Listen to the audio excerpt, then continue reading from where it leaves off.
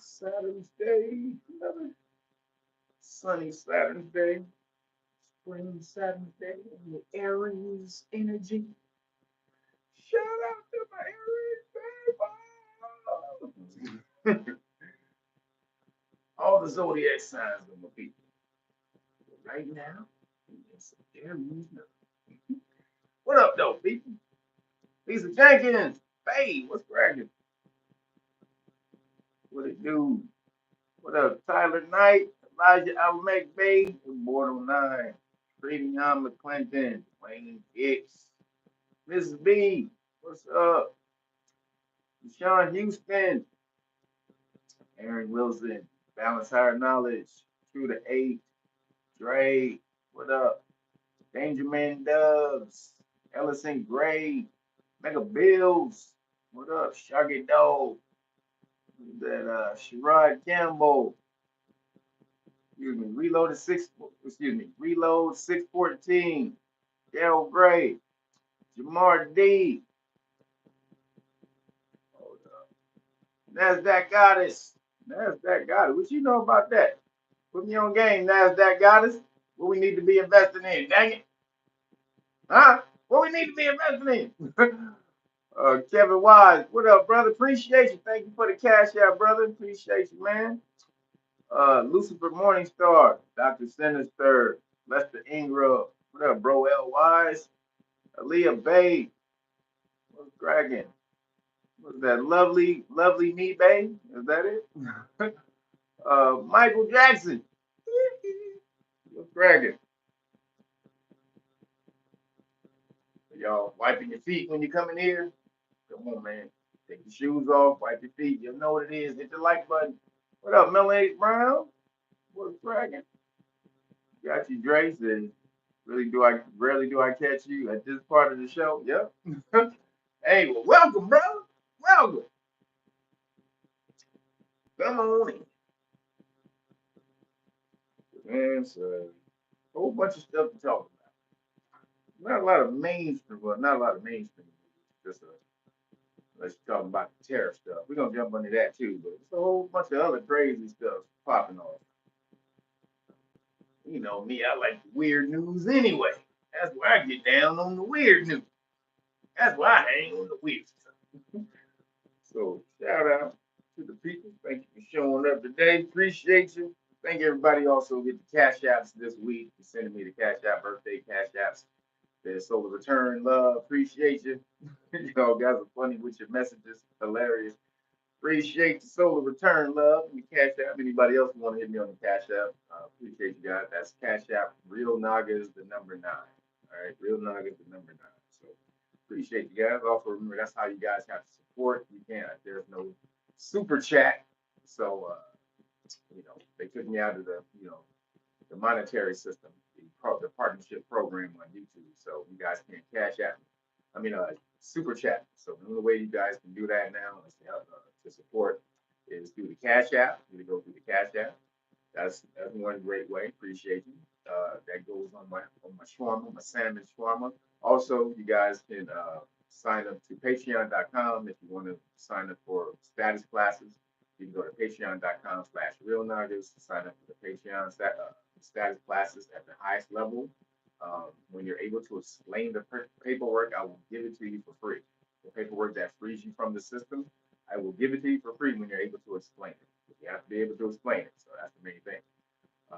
But it's having one foot in the system and one foot out of the system. That's what I teach you there. So Corey Hardness, what up, Corey? Appreciate you, brother. Thank you. Was that what you say for the late birthday? Is that what late solar return? Don't worry about it, brother. You always hooking me up. Appreciate you though.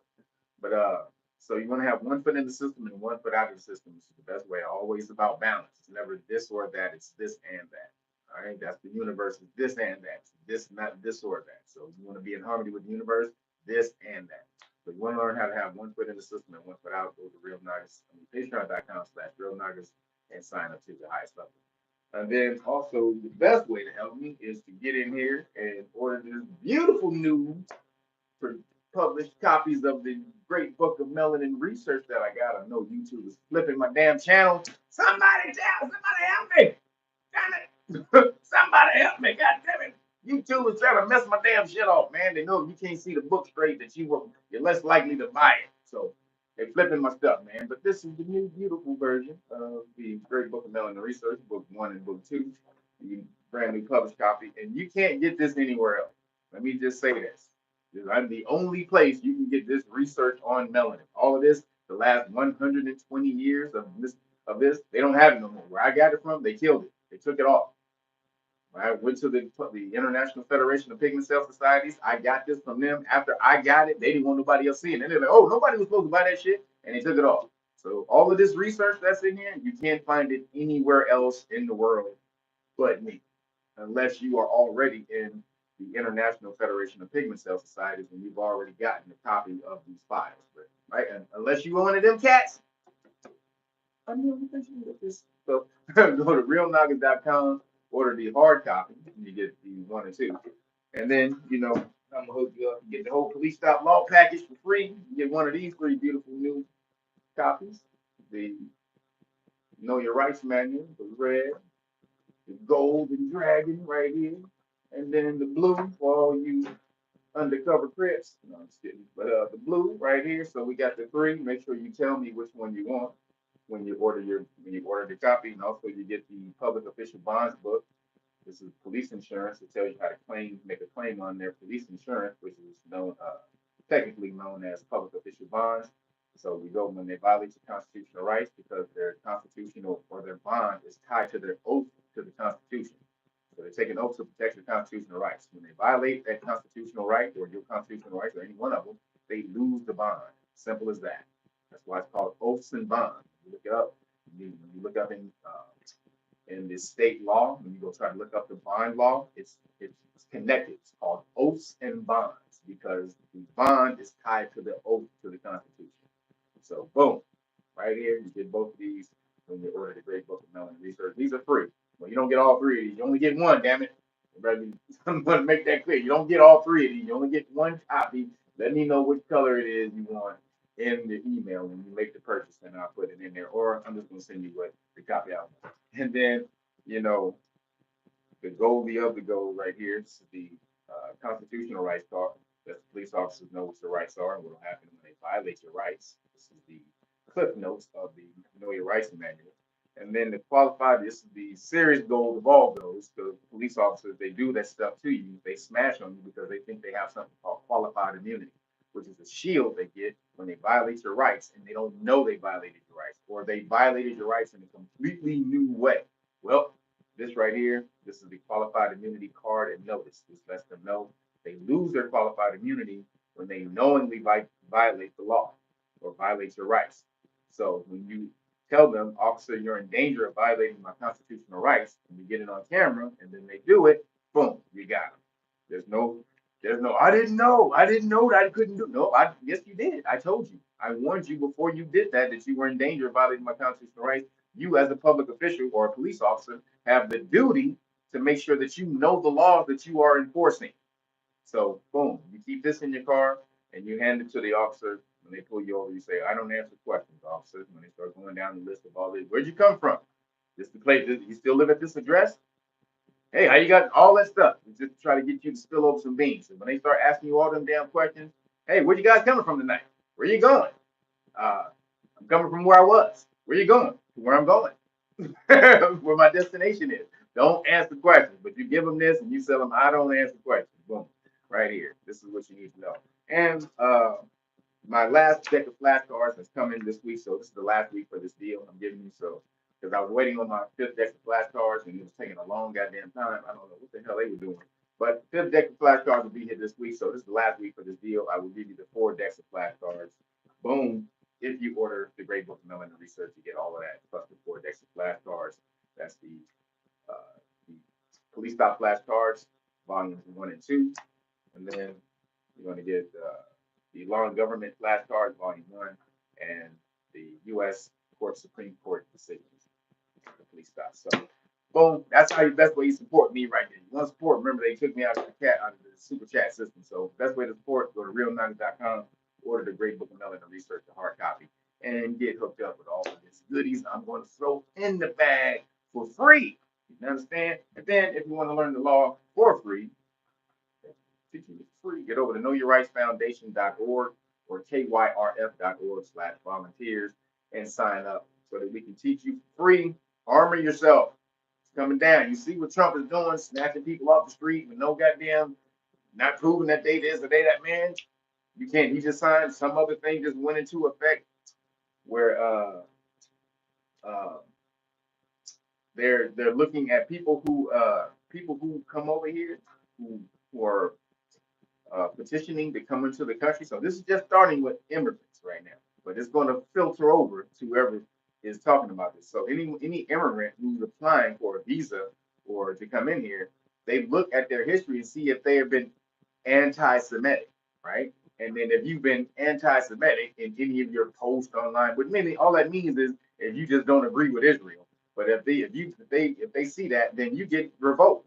You don't get to come to America. This is crazy stuff. I mean, you don't have freedom of speech. But in America, how long before they do that to us? So again, you got to start learning your rights. We gotta armor up and we gotta group up. That's the only way you have power. You gotta team up. You gotta Avengers off. I'm telling you, that's what you got. You gotta be the Avengers. You got a Voltron, Avengers, any other damn the Thundercats, and all the teams.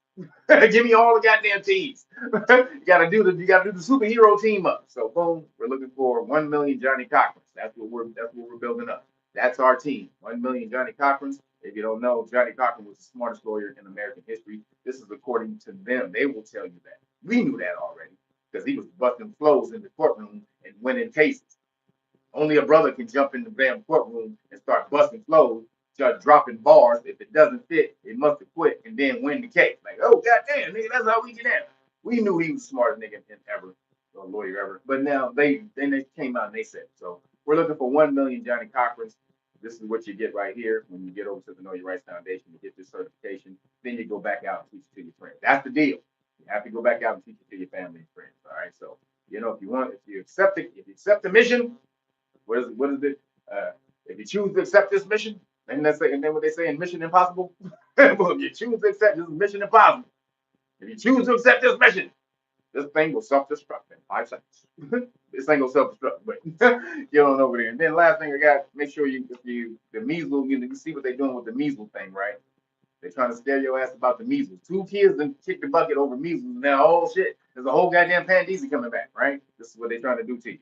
And so to escape that, these are the religious exemption card. This is the religious exemption card right here. You can go to knowyourrightsfoundation.org. If you have a religious exemption against fetal tissue being used in vaccines, then this right here will help you out with that.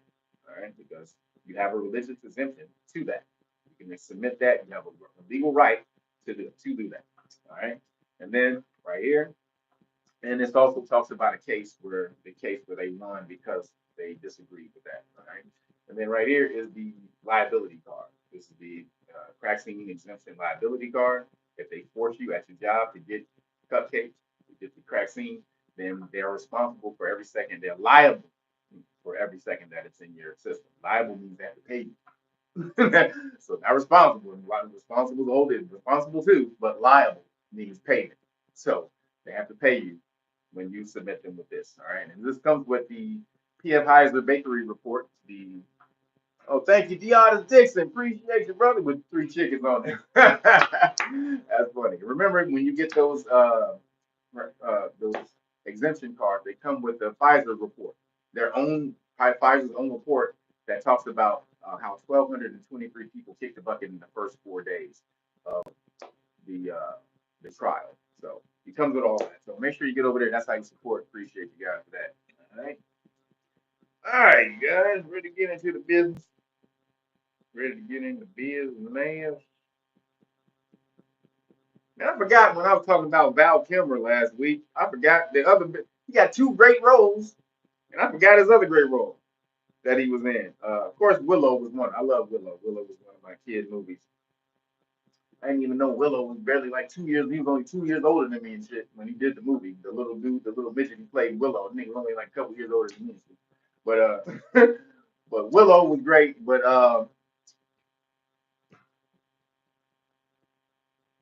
yo, y'all can't hear me? Did y'all not hear me? Somebody said y'all can't hear me. Aaliyah Bay said y'all can't hear me. Yeah, get out of the way, Patrick Gabriel. What do you know about that, boy? What you know about Willow? Out of the way. Hey, only some the sci-fi nerds. Only the sci-fi nerds know about that right there, boy. Hey, shout out to you, boy. Hey, boy, Willow. But the other main role he had was Doc Holliday. I can't believe I missed Doc Holliday. I'm your Huckleberry. How the hell did I forget about that one? I'm your Huckleberry. That's one of the greatest roles of all time. That nigga said, I thought you wasn't gonna show up. I'm your Huckleberry. Oh, go watch Tombstone. Tombstone is one of the dopest goddamn movies, man. And Val Kilmer was the hardest nigga in the whole goddamn movie. God damn. Shout out to Val Kilmer. I'm your Huckleberry. Man. So I just had to say that. Forgot about Val Kilmer and Doc Holliday. Best Doc Holliday depiction of all time. There's been a couple of Doc Hollidays. Nobody's ever done it better, ever, than Val Kilmer. He was off the chain. He said, yes, Huckleberry. Yep, Aaliyah Bay. I'm your Huckleberry. Woo! That boy was off the chain. So, shout out to Val Kilmer. All right, y'all, let's get into it. All right. So let's get this out of the way. The tariff war still wages on. The tariff war. It's a new war, basically, on the tariff. So basically, Trump is playing quadruple, not even, he's playing, what is it, 8D chess, 8-dimensional chess on these niggas. So this is what Trump did. Like everybody thinks Trump caved and because so this week I know y'all know that he pulled the tariffs back, right? For 90 days. But what most people think is that Trump caved on the tariffs. Like, oh, he caved, he crashed because the system was gonna crash. The system was crashing, he had to do it. He got bullied into it. Motherfucker, this nigga Trump. Trump is playing 8-dimensional chess on these niggas. He started that shit before he even got in the office. He started the whole game before he even won the presidency, right? So he kept talking tariffs. So he's been talking tariffs for 40 damn years, right? So everybody really thinks this nigga's about his tariffs. So yeah, the bond market. They were saying the bond market was messing up, but that's not why he did that. So what happened was this nigga been talking tariffs. America's been getting cheated. America's gonna be nobody's bitch anymore. We've been getting raped by all these other countries and blah blah blah blah blah. He said the sound sucks. Y'all can't hear me?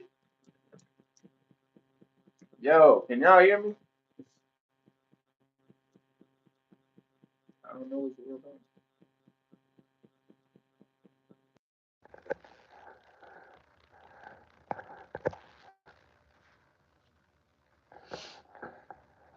Yo, can y'all hear me?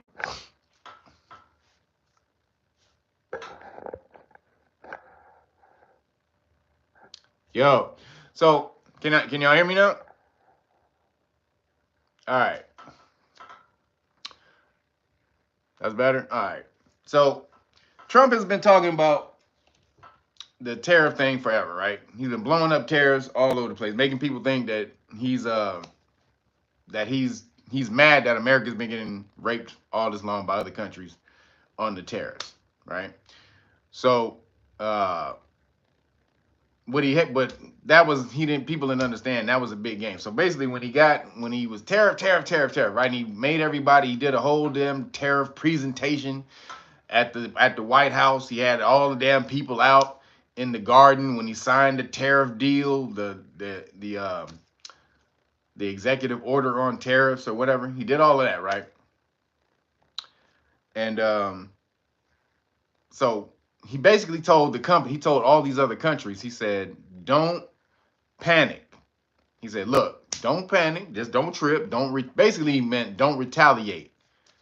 He's like, look, I'm about to throw these tariffs off. Y'all already know you guys are tariffing, you guys are have these tariffs on us, and we're not charging you back. So you already know we're in the right position to say what we're saying. So just hold off and don't retaliate, right? This is basically what he was saying.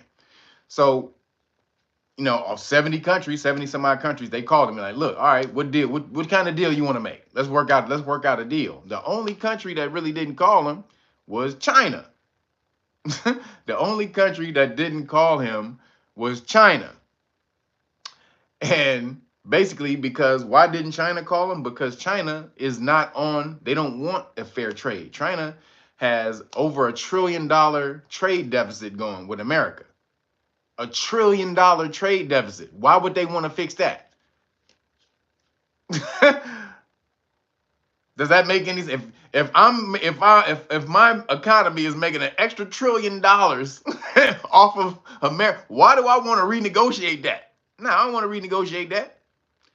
So instead of calling Trump, China hit him with the 34% tariff, right? So that showed their ass. Basically, what he was trying to do was trying to see who was the bad actors out of all the different countries. He was trying to see who was going to fucking say, all right, we know we getting over on y'all. Let's make a deal. And then he wanted to see who was going to try to keep still getting over on America. China was the only people who did it. Why? Because, you know about China's business practices. China, they are some of the most ruthless people in business that you've ever seen. I mean, they steal your IP. They're subversively they're sending fentanyl into America to get Americans addicted. What they're doing is a Cold War. Yo, Roger Rose, appreciate you, brother. Thank you. Thank you for the Cash App. Everybody else with the Cash App, make sure you follow Roger Rose's lead right there, brother. Appreciate you. So, China is, they're sending fentanyl, which is this is a Cold War tactics, right? They know they really can't battle America militarily. But on the Cold War side of the game, yeah. So they'll destabilize the government. They'll come over here and in little groups. They go on tours. See, a lot of people don't know this, but my ex-client, one of my clients, he used to work for a Chinese textiles company. These people came over from China, and they came over here and they built up this little textiles company, and he was the main guy. So he would fly all over the country, sometimes over the world, to sell their textiles and stuff. And it was a husband and wife, and he was like the third in charge at the company. And he would talk about how China would send these caravans over here to buy up shit. He said people don't even know about this. So they would organize these giant tours over here, these real estate tours and business tours, and they would tour all these different places and shit, businesses and all this different type of shit, homes and all that stuff. And then they would write all this stuff down, and then these Chinese people, what they would do, they would go home, and then somebody who's in China, who's already a resident or a citizen in China, they would create this type of giant fund, and then all the Chinese people would send their money into this fund, and this dude or this person, whoever it was, they made it into a business. They made a business out of it. They would buy up all this shit for China. So China's over here subversively buying up land and property, all this type of shit, right? They doing that. Then it came out that China had all these different drug labs in California, subversive little drug labs in California that they found. Go Google that, the Chinese drug labs in California. Then they had Chinese police stations over here that nobody knew about. Secret Chinese police station. What the fuck is China got a police station over in here for? The fuck do you need a police station over here for, China? This ain't your country, bitch. So China's been doing this shit all along. Been trying to take America's place as the hegemon, basically the top dogs in the world, right? And so that's a existential threat to your country. So Trump is like, all right, we got to take China down, right? China got to be taken down. Also, remember, they steal your IP. If you go over to China and you set up a business over in China, especially if you have a product, China will steal your shit. You can't sue them in their own courts. They will steal your shit, rebrand it, make it better or worse, and then sell that shit back to you in America. Crazy. This is fucked up shit China be doing, right? So all the different type of shit. So Trump was like, we gotta fuck China. We gotta take China ass down. Fuck China, right? So this whole plan was devised to take out China. Because when they showed their ass, right, he raised the tariff immediately to what? 104%. He said, oh, okay, y'all the ones that's showing your ass? Okay, boom, immediately 104%. Now, why is it worse for China to get the tariffs put on them than it is on us? Because after Trump raised it to 104, China raised it to 84%.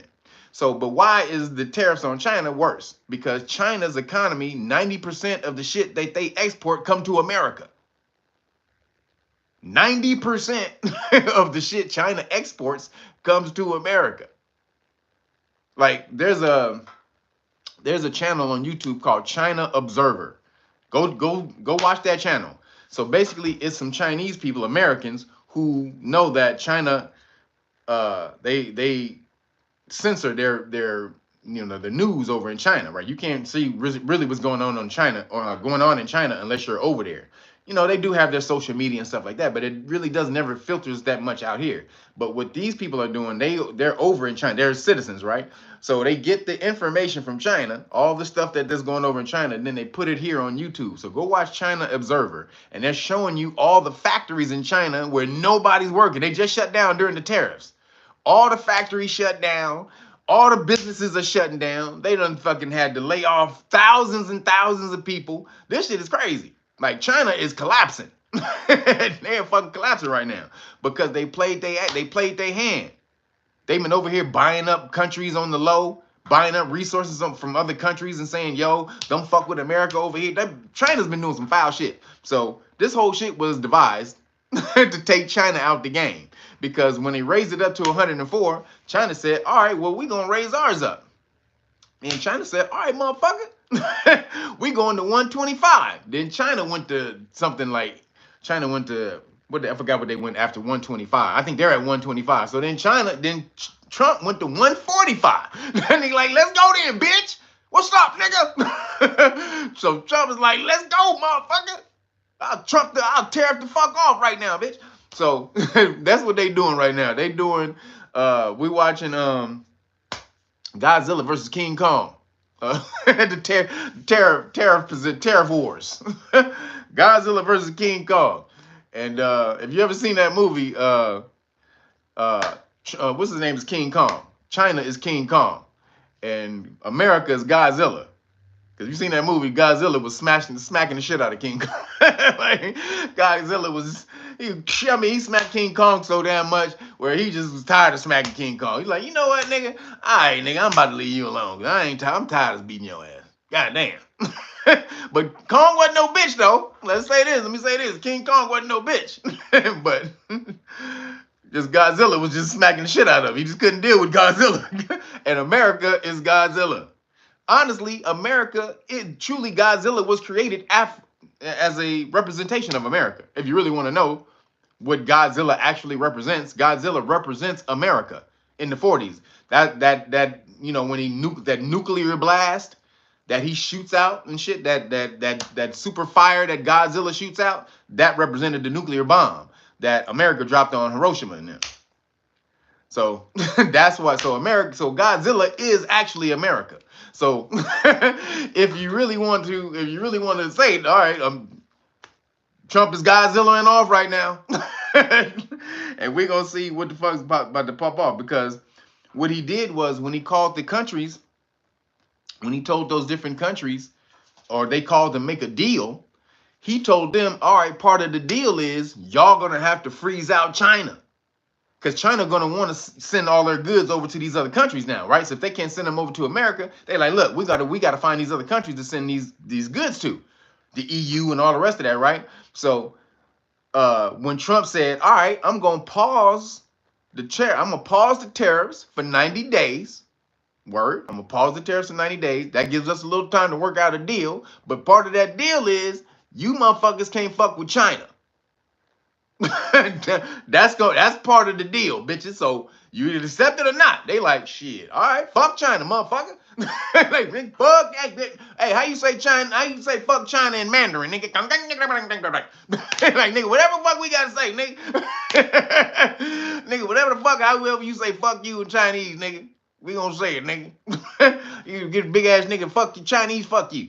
So that's freezing China out of the rest of the world, of them exporting to these different countries. So this is some masterful shit this nigga did. This is some masterful shit this nigga did, man. No matter what this motherfucker played a masterful game and got China to show their ass. Now these motherfuckers are on the outs. Their whole economy is collapsing. Now, how he did this was the Treasury Secretary that he got, Scott Bessent. That was, so people was tripping, like people were trying to say, well, you know, Trump hired the first gay treasurer director of all time. Who gives a fuck if he gay, nigga? That don't mean nothing. See, this is what we mean by this DEI shit. See, they were trying to say he's a DEI hire because he's gay. Nah, that motherfucker was hired because in the 80s, when George Soros got rich from shorting the British pound, Scott Bessent was the engineer of that shit. George Soros's money only funded it. Scott Bessent was the motherfucker who engineered the crashing of the British pound and got fucking George Soros all that money. So Trump was like, oh, nigga, you did that shit? Hey, nigga, let's crash China, my nigga. How we do that? Can we crash China, my nigga? Huh? And Bessent was like, shit, nigga. That ain't nothing, my nigga. You want to crash China? So, boom. This is the deal. This is what you saw right now. These niggas worked a big ass game, tried to make the whole world think he tried to make the whole world think that he was against them on tariffs when he was only going after China. Hey, that's how you play the game, Trump. Hey, when that nigga Trump saw when he do good, you gotta say he do good. That nigga got China backed into a corner. Nobody want to fuck with China because they want their goods to come to America. America, the biggest goddamn buying power in the world by far. And China fucked up by not letting no one's products into their country. They barely let any products into their country. So that means you have no leverage. You have all these 1.5 billion people, but you're not allowing 1.5 billion people to buy any goddamn thing from anyone else. So that you can say, all right, if you don't comply with us, or if you don't get down with what we got over here, then you can't send your goods over here. Well, since you don't do that, since you don't allow goods into your country, you have no leverage like that. So, and all you do is ship 90% of all your manufacturing comes to America. What the hell you think? You gave America all the leverage. Now, they actually had most of the leverage because they make most of the goods. And this is what Trump was trying to do, take the leverage back. Because if you have one country that makes most of your goods, then when shit starts to fail, or when they say, fuck you, we're not sending goods to your country anymore, you fucked. When they say kick rocks, EAD, we're not sending no more goods to your country will collapse if you're totally dependent on this one country to produce all of your goods, which is what happened with the N95 mask and all the rest of that stuff. So you got to give, again, when Trump does good, you got to give the shout out. So I'm going to give him a shout out on this one because goddamn, that was a hell of a plan. China was trying to implement global communism. And so a lot of these countries don't want that. They're not with that. And so Trump, that's the other reason they made a deal with Trump, because they know China is trying to implement this global communism type of bullshit, this credit system and all the rest of that stuff. And they like, nobody wants to be with that. So even though they hate Trump, Trump is a savior from that. Of China implementing that in their countries, because they owe China all this damn money, because China's trying to get every country in debt. That's what they're trying to do, but they just got messed up. So again, shout out to Trump from that. And also the fentanyl thing. He really wants them to stop sending the fentanyl over here. So in their country, they kill drug dealers. If you're a drug dealer in China, you get the death penalty. Hands down. No questions asked.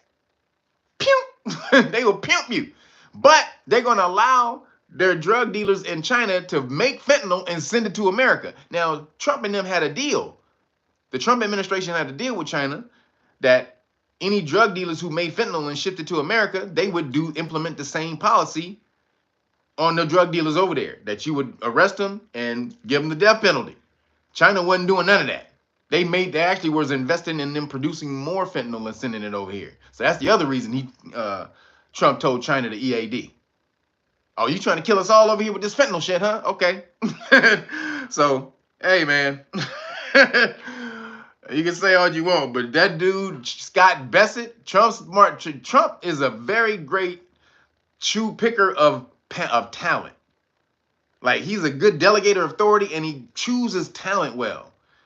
And also, somebody said that his main gift is he's able to look at you and tell what your weakness is, but then play on your weakness by making you think it's a strength.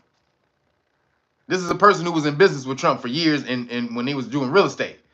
The girl from Shark Tank, the older blonde lady from Shark Tank, she was saying, I was in business with Trump for years in New York before he became big and all the rest of that stuff. And the main superpower is looking at you and basically letting you talk. He lets you just talk and talk and talk. And he's able, while you talking, he's finding out what your weakness is.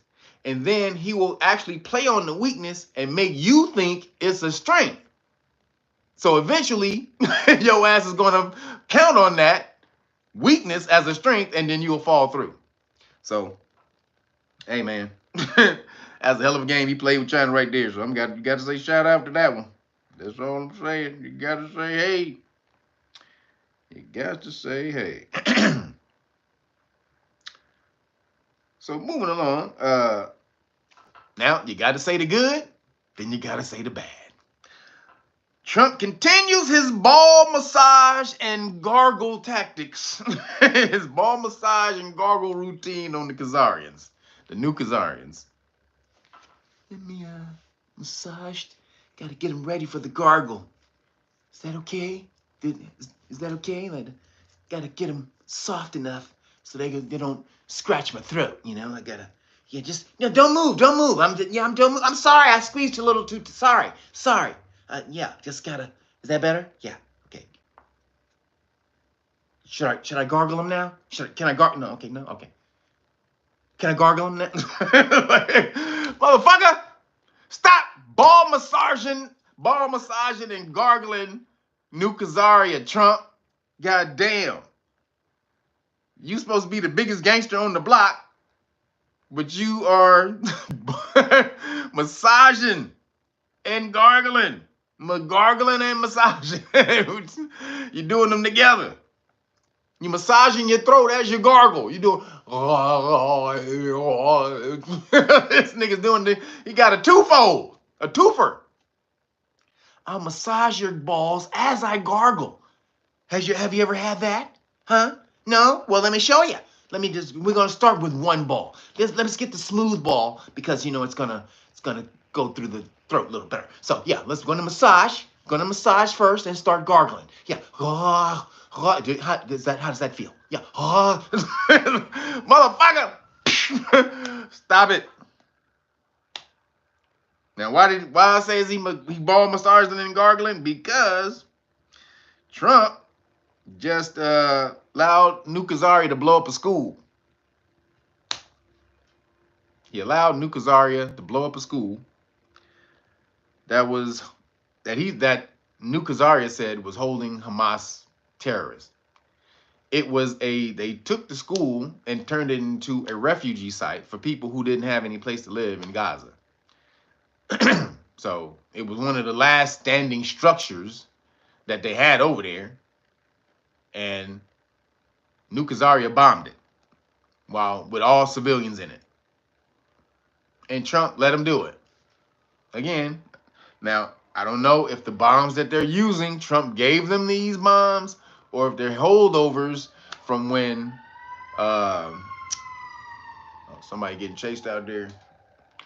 But they might be holdovers, holdovers from when Biden gave them all that stuff. But if he gave them, first of all, he shouldn't be saying anything. But if he gave them the bombs and they're doing this, his karma's really bad. Now, if he didn't give them the bombs and he's just not saying anything, to Netanyahu, bitch, and he's just doing that, and he's basically trying to let Netanyahu show himself on the public stage of how fucked up he is, then maybe that's what he's doing. We'll get into that in a minute. That's a theory. But when you bomb a school like that, man, your karma's just going out of control. And then they bombed a Palestinian journalist. So it was a refugee camp. They were all in tents. Nukazaria bombed that area. It was a bunch of journalists over there. No Hamas. And one of the tents caught on fire that the journalist was in. I don't know if y'all seen the videos. Y'all probably don't want to go watch it, but the journalist caught on fire and burned alive. And then Nukazaria was like, "Oh, sorry, we thought that was a." So they admit it was a mess up. They were like, "Oh shit, our bad." But they done killed like almost 300 journalists. That ain't no damn accident. Palestinian journalists. They killed almost 300 Palestinian journalists. That's not an accident. So they still doing their fuck shit. And then this is a messed up thing. Then the IDF, they opened fire on paramedics that were coming to help wounded civilians. The paramedics, they were, because in a war zone, if the medical vehicles are marked, you're supposed to cease fire when they come in. Now they've done this before when they shot up that little girl who was waiting on help, and the paramedics got like a maybe like 50 yards from where they were, and they shot up the paramedics and the little girl. But this time they shot up so somebody else was wounded, and the IDF, the paramedics went over. There's like 3 paramedics vans that got out the car. When they got out the car to run over there to go help the people, they start getting fired on. They took them all out. Like they took all of them out, and the video was recovered from the dead bodies. So Trump, you're doing good stuff over here in America, but you're full of shit, man, with allowing Nukazaria to just do whatever the hell they do. Now, again, if the bigger plan is show Nukazaria for who they really are in the world, show the world that they full of shit just by allowing them to keep, showing their ass, then maybe that's it. But a lot of people have to die for that, man. So again, Trump does good, Trump does bad. Now, with that being said, like I said, now this is the theory. He did tell Netanyahu bitch to EAD when, so Netanyahu came over here to talk Trump down on the tariffs, right? Because he put a 17% tariff on Israel. So everybody's like, Trump is ball gargling Israel, and he put a 17% tariff on Israel. So Israel had like a 10% or something, 20, I forgot, some percentage they had on America, right? So as soon as Trump put the tariffs on Israel, Israel was like, hey, we take our tariffs off. We good. We'll take our tariffs off, because Trump was calling them reciprocal tariffs, right? So when Israel took their tariffs off, Trump was like, I ain't taking mine off. He was like, sorry, my nigga. So Netanyahu bitch flew over here to talk to Trump to get him to take off the tariffs. And so they were in the live meeting, and the reporter asked him, so are you gonna take the tariffs off of Israel? And he was like, I don't think I'm gonna do that right now. He says, and then this was with Netanyahu bitch sitting right there next to him. He's like, nah, I don't think I'm gonna do that. He says, plus, we already give him $4 billion a year, so he was like, nigga, bitch ass nigga, we already give your ass $4 billion, bitch. No, we ain't taking off the tariffs. So that was that. And Netanyahu was looking crazy when he was sitting there and Trump said that. He was like, oh shit. Then when he told him, because Trump was saying that he was gonna blow up Iran, right? He was gonna take out their nuclear sites. But then this week, he said that they'd come to a talks deal. right? So they were gonna negotiate the negotiations deal. He said that right next to Netanyahu again. Netanyahu was pissed. Go look at the goddamn press conference. Netanyahu was mad that Trump is going to go into talks with Iran. He don't want that. He want Trump to go to war with Iran and take him off the map, right? So when Trump says we going into talks, you know, and hopefully those will go well, you know, because and Trump says he continues to say he likes the Iranian people and he wants the Iranian people to do well and he wants Iran to flourish and all that, but you know the government just can't have a nuclear weapon. So that's Trump's thing. Now again, who the fuck are you to tell somebody what they can have in their own country that somebody else can't have a nuclear weapon? You ain't nobody daddy, motherfucker. Like who the fuck is you to tell somebody that they can't have a nuclear weapon, bitch? And you only don't want them to have a nuclear weapon because of New Khazaria. Really, that's the only people they threaten. Now, yeah, they could send a dirty bomb somewhere into one of our countries. Yeah, and they hate America. So I get that. Yeah, they could definitely, you know, create a nuclear weapon and then kind of smuggle it into America and fuck somebody off and fuck America off. So I get that. So this whole thing is you can't have a nuclear bomb and we'll work with you on some deals. Netanyahu bitch didn't want that. So when they came out and they said, well, Netanyahu or Netanyahu bitch, what kind of deal do you want for Iran? Netanyahu bitch says, I want the Libyan model. So he said that because he's trying to sabotage the talks with Iran. Because when you say that, what is the Libyan model, everybody? Does everybody know what happened to Libya? What happened to Gaddafi, everybody? When Gaddafi gave up his nuclear plan. He was in talks with America.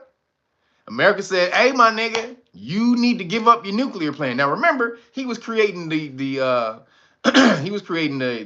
dollar over there, his African dollar that was backed by gold.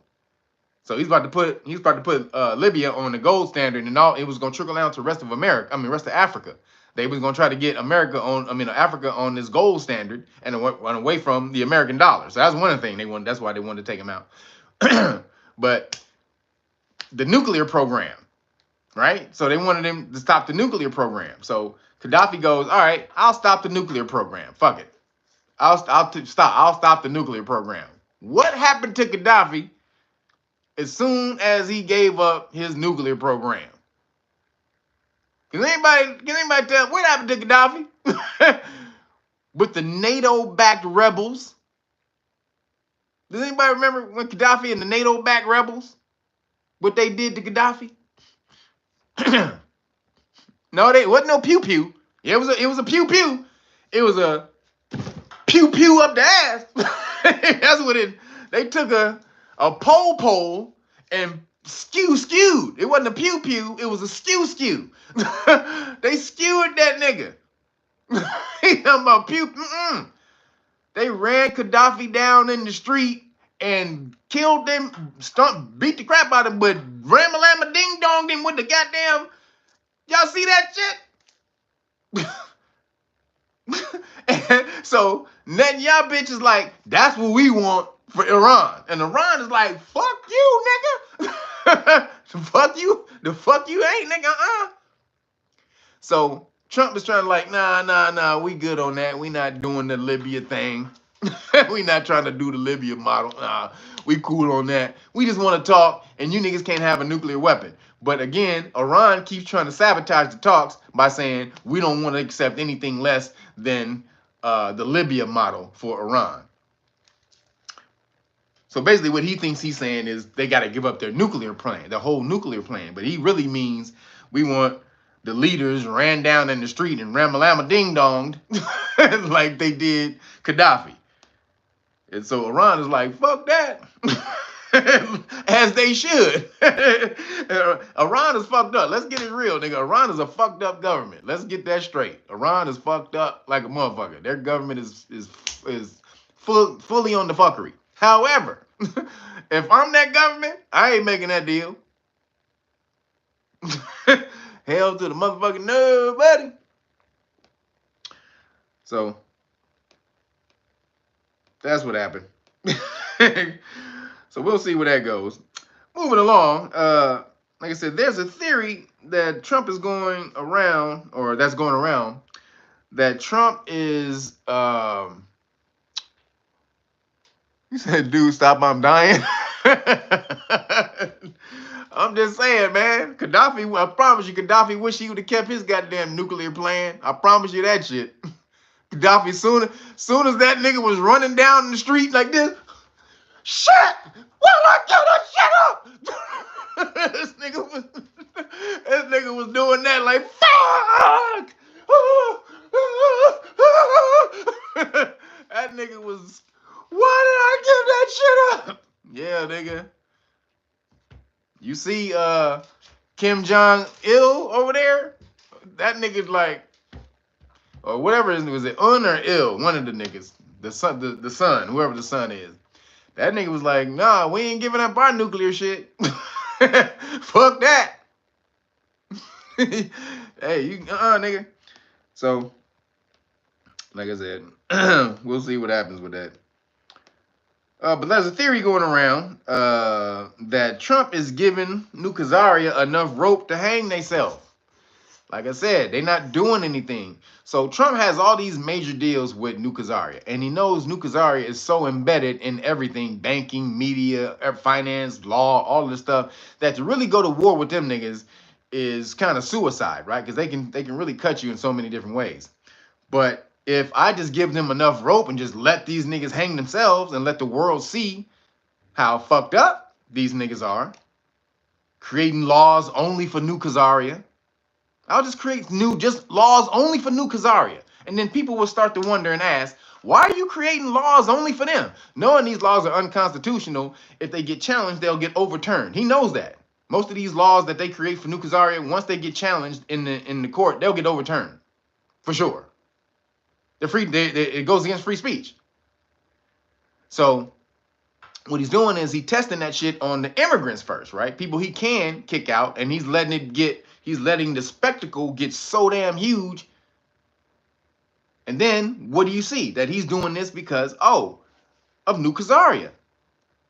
And so it starts to put a spotlight on Nukazaria. Now, I'm not saying he's doing this. I'm saying this is the theory that's coming from the other motherfuckers. Now, it lines up. It kind of does line up because he really does not fuck with Nukazaria. Like, all his actions that he's done in the past say, he tells the Nukazarian government tells him to kick rocks. All of his actions in the past, most of his actions in the past, I should say, like telling Netanyahu to eat, in his first administration, to go fuck himself, and stuff like that. Then he put the video about from Jeffrey Sachs, on his True Social, how Nukazaria has been trying to get America into wars since the 80s to take out all the Muslim countries over there. So he put that on his True Social. So he had to watch it. He didn't just retweet it. He had to watch the video. And so he knows, and I'm sure he talks to Alex Jones and all these people. He knows what Nukazaria, and then he's come across the Epstein files and the JFK files. So he knows Nukazaria is full of shit. He has to know that. But he can't just take Nukazaria out right from the jump. They're too embedded. They're too powerful. So what do? You let them show their ass. You give them enough rope to where they show their own ass on the public stage. And then, once you get the whole world against them, then you can take them out. That's the theory. I ain't saying that's what happened. I'm saying that's the theory. It's a pretty good theory because he doesn't like them, but he does keep doing shit for them. So you gotta add that up somehow. Why does he keep doing shit for him if he doesn't really like them? So we had to figure that out. So moving along. Hold on.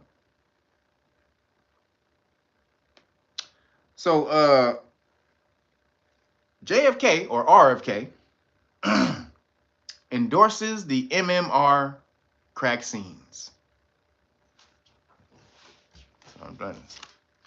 We thought we had one in there. We thought we had a good one in there. He came out this week and he endorsed the crack scenes. You better get over to this. You can only get these on knowyourrightsfoundation.org. I don't have these on Real Nagas. The crack scene exemption cards. You can only get these at knowyourrightsfoundation.org. All right. This is where you can get these. But RFK Jr. just came out and endorsed the MMR vaccine. Y'all don't know, MMR stands for measles, mumps, rubella. Measles, mumps, and rubella. Right now, I don't know how old other people are, or your memories if you watch older TV, but measles was not a thing back in the day. Does anybody remember how measles wasn't a thing back in the day? Does anybody remember that? Measles wasn't a thing. People used to have measles and chickenpox parties.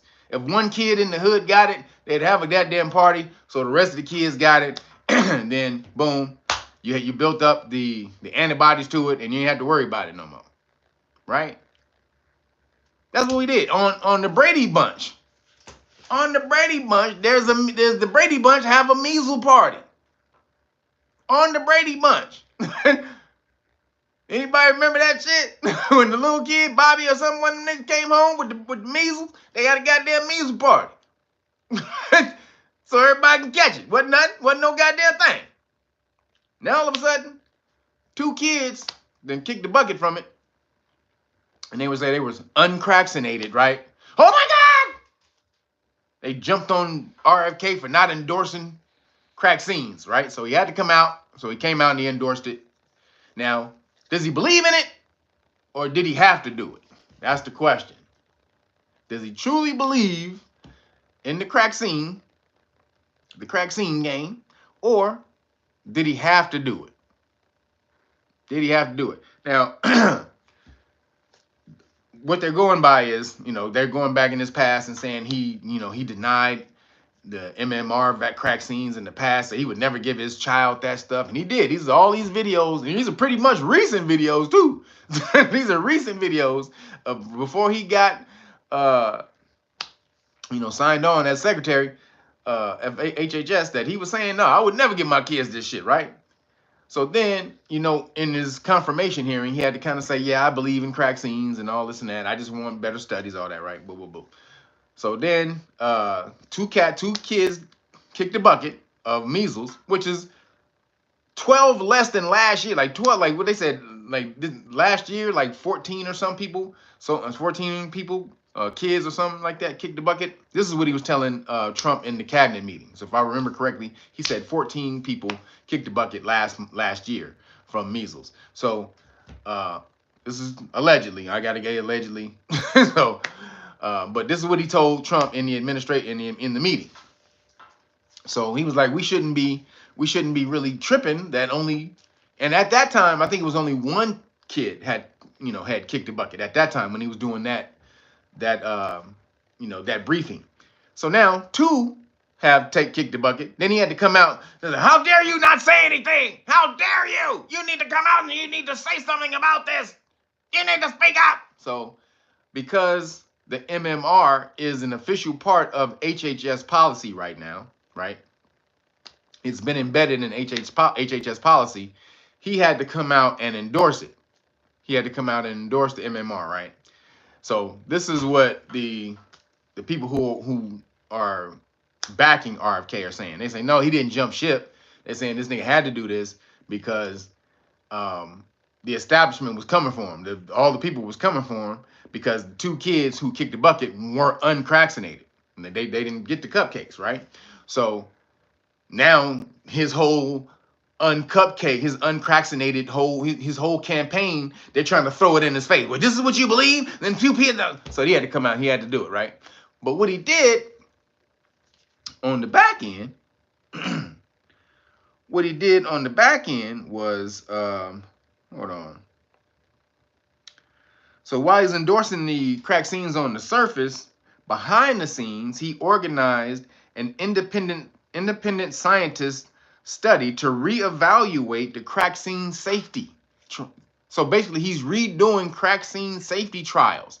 So how it usually happens is, remember, the vaccine company, they do their own study, and then they submit that to the FDA and say, yo, nigga, we found out that our shit is off the chain, my nigga. Off the chain for everybody. Don't hurt nobody. Everybody can take it. from 8 to 80, dumb, crippled, and crazy. Hey. And they like, the FDA is like, word, my nigga? Oh, shit. Oh, shit, nigga, that shit sound like the shit, man. Goddamn, nigga. You should have had this a long time ago. God, let me stamp that immediately. They stamp that. When can I get mine? So they don't even look at it. They don't look. They just, it's good, right? You say it's good? It's good? It's good. Okay. They stamp it like that, and then they keep it moving. RFK is about to open independent studies on all of this shit. So he's going to, remember they always say, well, the science, we need the science. You go against science. Okay, well, what we gonna do is now get the biggest studies going backed by the government. This shit was suppressed by the government the whole time before because all the politicians or whoever ran the HHS was being bought off by the crack scene companies. So now, because he's not bought off by the crack scene companies, he's about to do these whole wide studies on all these crack scenes and then put that shit out in the open and show that the crack scenes do this, that the crack scenes do this, they cause this shit. So that's what he's doing on the back end. So we can vilify the nigga on the surface, because he had to come out and say what was up. Because the two kids that kicked the bucket, they kind of forced his hand. But man, if he really do that, if he gets these actual government funded studies now, because then the findings become an official part of the scientific record of what crack scenes do or don't do. And that's a wrap for that. That's it. That's a wrap for that. So, goddamn. We'll see if he's but then there's another theory. I got to say the other theory.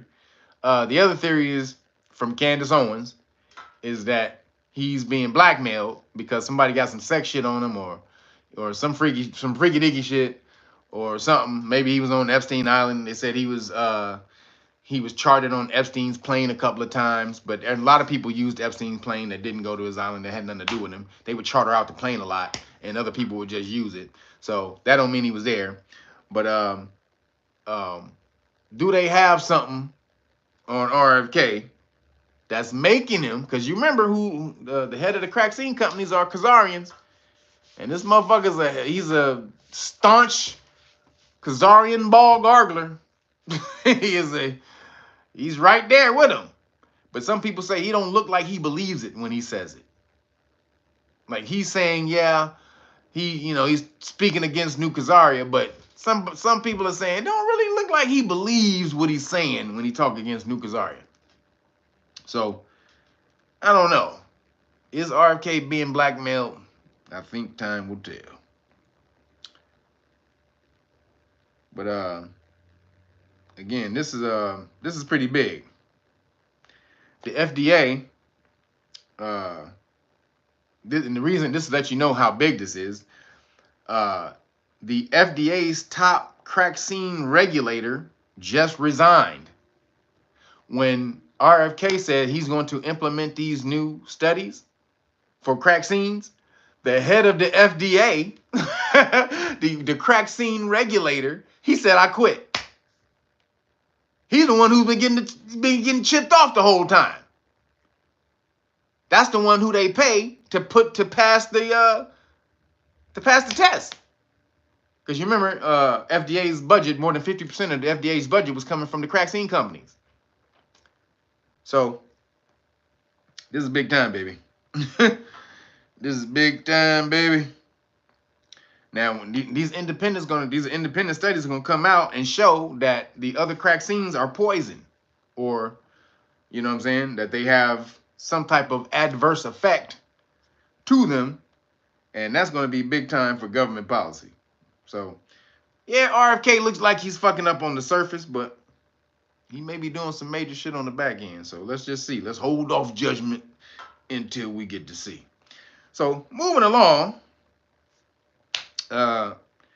So the Caucasians, not all Caucasians, I mean the Republican Caucasians, like to call them the Republicans, They continue to believe that you can put your hands on people and nothing is supposed to happen. That's what they believe. They're supposed to be able to come and then they're sorry, sorry, and then nothing else supposed to happen. That's all you gotta do is say sorry. Or just don't believe that when they put their hands on you that they did wrong. Well, I didn't. What did I do? I didn't do anything wrong.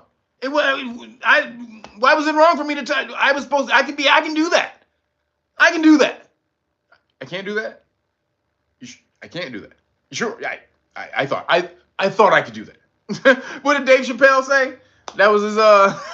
What did Dave Chappelle's joke when he gets pulled over by the officer, and he said he gets pulled over by the officer. He's like, calm down, buddy. You were going, he was talking about he was speeding and something. He's like, you're going something in a 75. He's like, sorry, officer. I didn't know I could do that. I didn't know I couldn't do that. Well, now you know. Moving along. He's like, thank you, officer. That's all they, well, now you know. All they got to say is, sorry, officer. I didn't know I couldn't do that. Well, now you know. No, motherfucker, you don't get to claim I didn't know I couldn't do that. See, this is what qualified immunity is. Qualified immunity is exactly that. Sorry, Your Honor, I didn't know I couldn't do that. Well, now you know. Move it along, buddy. Okay, next time. It's your ass, buddy. This time you didn't. Now you didn't know, but now you know. Okay? Move it along. No, motherfucker. No. You don't just get to do that. So they continue to make the bullshit argument that the white football player, the Caucasian football player, had the right to punk the black guy and put his hands on him for sitting under the wrong team tent. This is the argument they keep pushing. They held a poll on it, like thousands of people, like 20-something thousand people think the melanated kid should receive the death penalty. 17-year-old kid, right? Like, melanated people, this is what we do. We just violent motherfuckers, and all you got to do is look at us cross-eyed, and we're going to step up and we're going to kill you. That's what they're trying to make it believe. They're trying to make you believe. Hold on.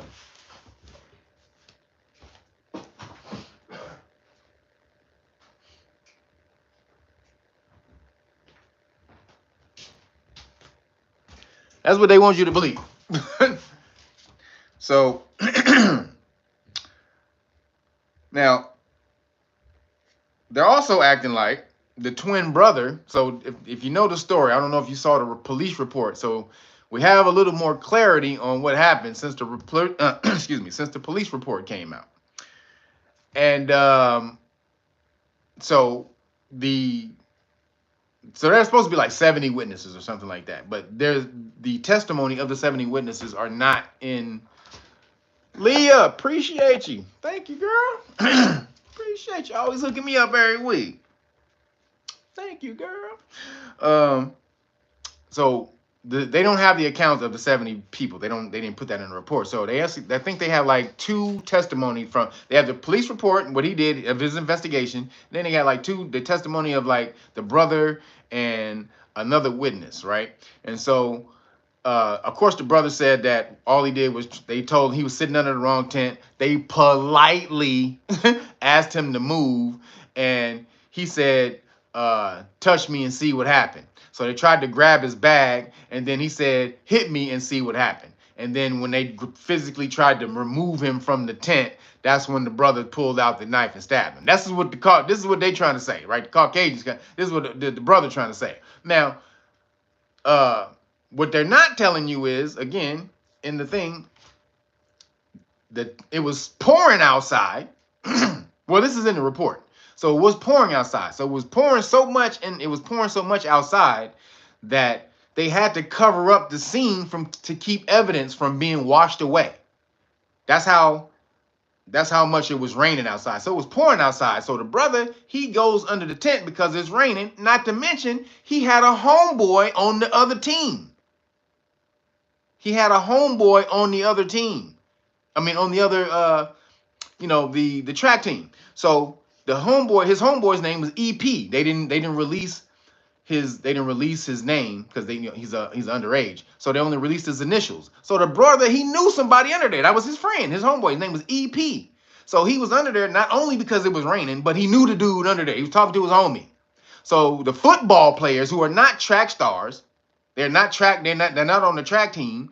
These niggas decided that, oh, we can tell you to move. We can tell you to get the fuck out of here. Why are you over here? Stop sitting in our tent. Take your ass over to your other tent, right? So they said it politely, right? Fuck out of here. Fuck out of here. You said it politely. And he don't got to go nowhere. That's a public area. This is what they refuse to tell you, right? So on these Caucasian channels, they keep saying, well, he went over there and he sat under the wrong tent on purpose. So they're trying to make it seem like he had an intent to go over there and smash on them cats. No, it was fucking pouring outside, and he stood under the tent because his other tent was way down there, and he was talking to his homeboy. His homeboy was there, so he was kicking it. So again, when they tell him to leave, he don't gotta go nowhere. That's not your job to tell him to move nowhere. You're not the police. You don't own the school.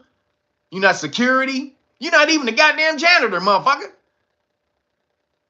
So what right do you have to tell somebody to move? None. Zero. And so when the brother is there asserting his rights to freedom to not be pushed around and punked, they call it, oh, he felt he was disrespected. Because this is some things that they feel that black people, if they feel disrespected, they'll kill you when we feel disrespected. No, bitch ass motherfucker. You don't have the right to tell somebody to move when they don't have to move. If it was a Caucasian person, he was asserting his constitutional rights, his freedom. He doesn't have to move. This is America. He doesn't have to be bullied and move when somebody tells him to move. That's not his intent. This is the argument they would be saying.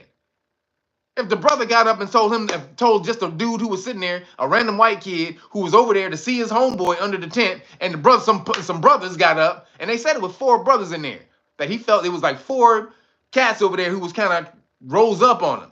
And so if you feel like that, if it was cats like that rose up on a Caucasian dude and tried to punk him out of the tent in the rain, and this Caucasian dude felt threatened, like his life was threatened, and he pulled out a knife, he stabbed one of the brothers. That's all you would hear was self-defense. The melanated kids didn't have the right to tell him, all that shit.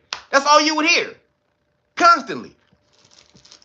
So none of that on the other end. You don't got a right to defend yourself when you're a brother, when you're melanated. No. It's because you got some deep-rooted evil that you just want to kill the world. That's it right there. You got deep-rooted evil. You just want to kill everybody. You've seen Chicago. You've seen it over there. You've seen those fucking evil people over there, those dangerous motherfuckers. They just kill everybody. They kill each other. Then they want to come over here and kill us. No, we're not going to allow it, man. We're not going to fucking allow it. You keep your monkey asses over there in your own hood. You kill yourselves, you fucking monkeys. You're not going to come over here. You're not going to kill innocent white people. You're not going to kill us. You understand? This is what these motherfuckers is talking like. You keep your violent monkey asses in your own goddamn jungle. Don't come over here to our fucking pristine place over here. Don't bring that shit over here. We don't do that over here. We're civilized people. We only drop bombs on people. You understand? We only kill people with drugs. We only kill people through wait a minute, nigga, that don't sound better. Wait a minute, you only kill people with bombs? Okay, we only drop bombs on people. Oh, you only kill people with okay. You just don't kill people in the street. Okay, my bad. You just don't stab people and kill people in the street, but the other ways you kill them. Oh, okay, we got to do it that way. Oh, okay, my bad. We went about it the wrong way. Sorry, government. Sorry, but we got to get some bombs and drop them on people just like you. Then we good. Okay. Got it. Bombs, great. Stabbing, no. Fuck out of here. So now they also said that the picture of the white kids. So remember I told you about the white kids they posed. They tried to show the brother with his AK-40, his fake AK-47. They cropped his picture and only showed him with his fake AK-47. It was an airsoft pistol. But then the Caucasian kids, they got real high-powered assault rifles that's used in the military. These niggas, and they was only hunting. They was only hunting rabbits with these high-powered assault rifles. These were just innocent kids posing after they were hunting. These big-ass, super-powered M16, AR-15 motherfucker. Yeah, that's what you hunting with? No, you not. Some bullshit. And you got camouflage painted on your face. You ain't hunting animals. Motherfucker with camo painted on your face. So they really want to play it up like the brother, the little young melanated kid, was like racist or something. He had something against the white kids or something like that. They really want to play this racist side of it. So they cropped out the picture of the brother with the AK-47. He was flipping off the camera like this, had his AK-47 like that, right? But when you go look at the absolute whole picture, there's 3 other kids in the room with the brother when he's posing with the AK-47. 2 of them are white, Caucasian. There goes your racist narrative right there. 2 of his best friends are white. And again, the 3.7 GPA, 2 athlete star, not a 1 athlete star, 2 sport star, 2 sport athlete star, and motherfucker worked 2 jobs. What'd you say, Shawnee? He says Camelo had a 3.7 GPA and 3 years ago, when he was 13 years old, saved someone from drowning. I didn't know that. I don't know that to be true. If you say so, I gotta go double check that. But if that's true, goddamn. See, they're trying to make this little kid be a straight villain. They're trying to make him the most evil person of all time. And then they said, well, it wasn't proportional. If you were pushed, you can't stab somebody because you were pushed. What you talking about? You can't tell me subjectively the fear that I have when somebody pushes me. And they keep talking about this proportional shit. When a melanated person pulls a knife, how many times does that melanated person get shot by the police? That's not proportional. When especially all you have to do is just stay away from the person, because when we see Caucasian people pull knives, they don't shoot somehow they're able to stay away from the person and talk to them logically with calmness so that they don't kill that person. But when a melanated person pulls out a knife, he was gonna kill me. I was an imminent death. Like, nigga, he was like 80,000 yards away from me. He was gonna get here eventually. From 8 blocks down the street, he was coming. I was looking at him through the binoculars, and he was getting close. He was getting close, so I had to snipe him. He was getting too close, man. 8 blocks is really close, man. I don't know what you're looking at. I don't know what math you're doing, man. But 8 blocks is really close. I had to kill him. You had to kill a nigga 8 blocks away with a knife. But when you get pushed, and you surrounded by a bunch of dudes who you have no idea if they're gonna haul off on you if you start fighting back, which is probably what was gonna happen. As soon as he started fighting, they was gonna jump that nigga. They was gonna jump that nigga.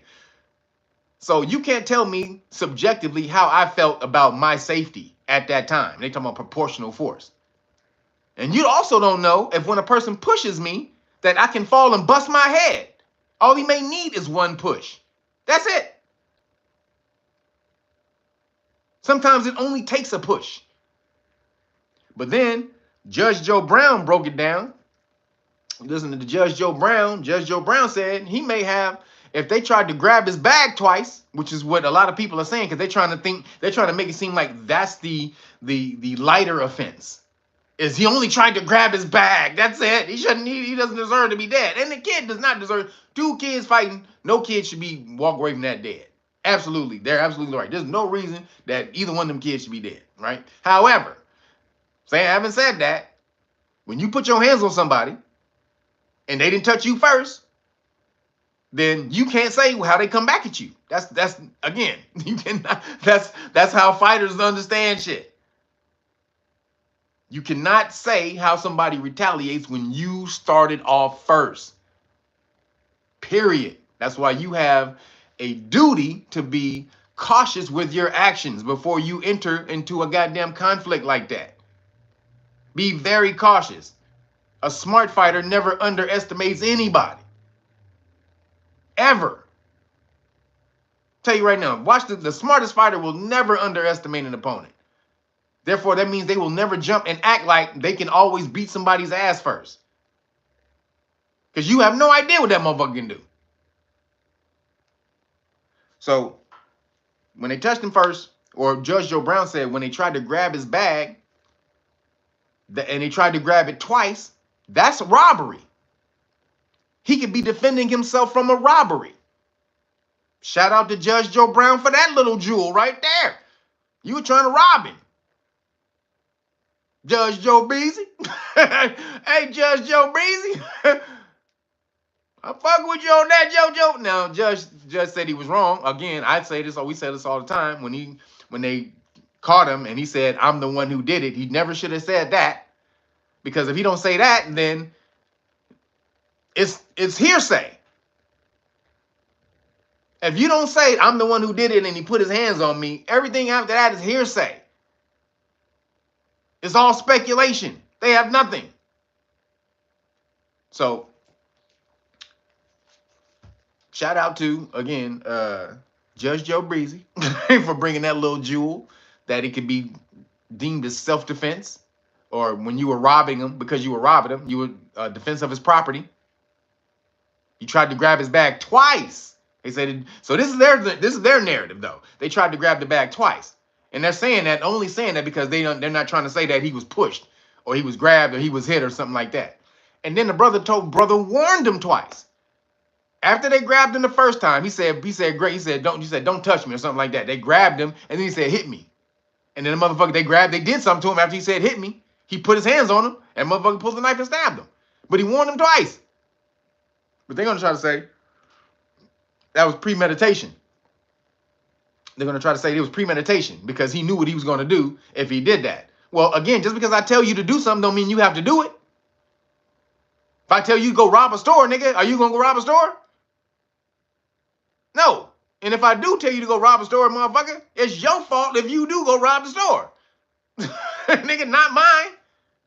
I'm not in control of you.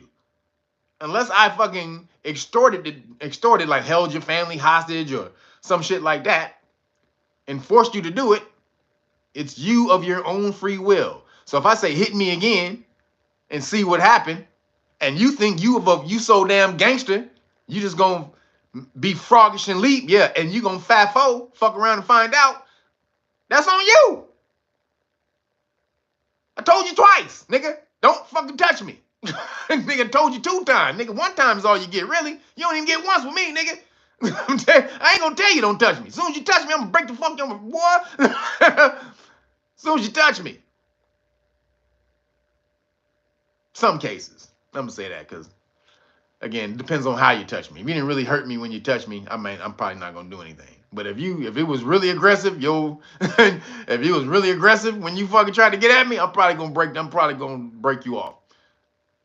So, the kid had a right to self-defense, and a couple of a couple of Republicans are actually saying that, but most of the Republicans are not saying it was murder or whatever, which is crazy. He's not gonna get murdered. He's too young to get murdered, so he can't get life and he can't get the death penalty. So it's probably gonna be like 2nd-degree involuntary manslaughter, something like that.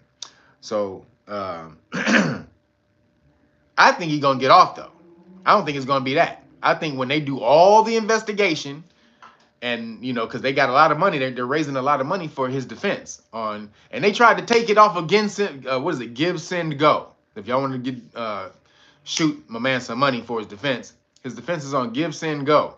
And he raised like over $200,000. And they tried to they were, the Republicans and all these cats was getting that Give, Send, Go, trying to get him to take it down. And Give, Send, Go, shout out to Give, Send, Go. They told all them cats to go EAD. You ain't got no proof. He's innocent till proven guilty, fool. You don't know what happened. If he was bullied or you don't know any of that. So they allowed the funds to keep going. So shout out to Give, Send, Go. Got to give them a shout out for that one. But again, some of the Republicans are coming out and defending them. So to my surprise, like some of them are saying, yeah, it was self-defense. Because they know they can't preach this Kyle Rittenhouse and all the rest of this, all these people who what's the dude, the Daniel Penny, who was on the bus, who choked that brother out, and the brother wasn't even talking to him. So you can do all that. You can kill everybody else and do that. But if I'm pushed or punked and somebody tries to punk me and tell me what to do and move me and take away my freedom to be where I want to be, and then physically tries to do that, they verbally try to do it, then they physically try to do it, No, I don't have a right to retaliate. Okay. Nah, you Caucasian motherfuckers, you full of shit. If Daniel Penny can choke out a brother for yelling on the goddamn fucking bus, then this little kid can fucking defend himself when he told the dude twice, don't touch me. Period. So there's that. And again, it came out in a report. One of the witnesses, not his friend, but one of the witnesses says that the kids pushed him. The kid pushed. Use the word pushed. You push me. That's an aggressor. That ain't grabbing me and trying to escort me out of the tent. No, nigga, you push me in the rain. I could slip and bust my head and die on the bleachers. You pushed him in on wet bleachers. If I'm his lawyer, I'm definitely pulling that up. You're talking about no intent. Well, you pushed this man on fucking wet bleachers. What's to say that when you push him, he doesn't slip and fall, break his neck, fucking bust his head, all of that shit. Did y'all hear about the kid who, the kid on the track team who was fixing his shoe or some shit, and the nigga tripped and ran it and fell into a wall? Now that motherfucker is like in a coma and shit. Did y'all hear about that little white kid? Nigga was on the track team, was on the track trying to do something with his shoe. He stumbled. It was a brick wall on the track. This nigga stumbled, hit his head on the goddamn brick wall. Now this motherfucking kid is like a vegetable and some shit. So, a push don't hurt you, huh? Yo, Sharice Reed, appreciate you for the cash app. the shawarma donation button. I appreciate you. Everybody don't get that shawarma donation going, baby. Cash app the real Nagas 9 if you want to donate. Appreciate you guys. Also, go to realnagas.com. I was a little low on the first thing. Make sure you get the books. Book 1, book 2. 120 years of research. No one else has these books. I'm telling you. Or this information. This information was taken down off of the internet. Even I tell you, there was one place that you could find it on the internet. I put this on here. If you go to that website is gone. The website is gone. There's nowhere you can find this information. And why? We're gonna talk about it in a minute. But your melanin has super abilities, superpowers. It really does. We're gonna talk about it in a second, but boom, make sure you get over there, get the hard copy, and you get the whole package. Boom, for free. You get one of these Know Your Rights manuals. Only one. Boom. Red, blue, red, or gold. And this right here. And as well, you get all of this. Boom. You get the car package. The car stuff. The I don't answer questions car package. You give this to the police officers. You say I don't answer questions. Constitutional rights card. Qualified immunity card. And notice, boom. It's the end game right here. So make sure you get over to realnagas.com. Get the hard copy. Oh, also, I'm going to give you the 4 decks, the flashcards. This is the last week for this because the fifth deck of flashcards will be here this week. So no more deal after this week. So if you want to get in and get the deal on the new Melanin books and the 4 decks of cards, make sure you get to realnagas.com. All right. Where's my damn phone? All right. So we're gonna see what's up with that. If they try to railroad old boy, yo, Nicola Hurst, appreciate you. Thank you for the cash app. Everybody with that cash app button, appreciate you guys. So that was just crazy to me, but I love how Judge Joe Brown brought out a new thing and said, you grabbed his bag twice, you could have been stealing this shit. Now they're gonna say why he brought a knife. Why did he bring a knife to school? That's gonna be the main thing, is the knife that he brought to school, because bringing knives to school is against policy. Conceptual Elixirs, appreciate you. Say for the shawarma. Appreciate you on the shawarma donation, brother. Thank you. Thank everybody. Did the cash app. Again, it's cash app. Real Nagas, the number 9. Appreciate you. But bringing a knife to school again. I said last week. Again, they've been bringing knives to school since Fonzie. But you know, that ain't gonna mean anything if their school had a policy against knives. So he probably get ring, but it's not against the law. It's against school policy. It's not against the law. Yo, MJ Hester, appreciate you. Thank you, brother. Thank everybody hitting the cash app. The shawarma donation cash app button. Appreciate you. So Thank you, Judge Joe Brown. Appreciate that one. That's a new wrinkle that he threw in there. Tried to rob him. He told you to leave him alone. You tried to rob him. So moving along in Skittle news, this is crazy. So top secret American plan to turn soldiers gay.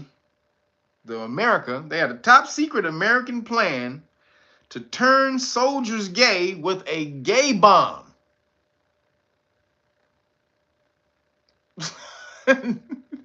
Go look up the story. The story is in Daily Mail. Everything I bring y'all is new shit that I've seen either from Fox, Daily Mail, one of the damn news places. So it ain't some shit I made up. I see all this shit in all the news play. I'm all over the place in all the different news. So this is Daily Mail. You want to look at this story. So again, America had a plan to turn soldiers gay with a gay bomb.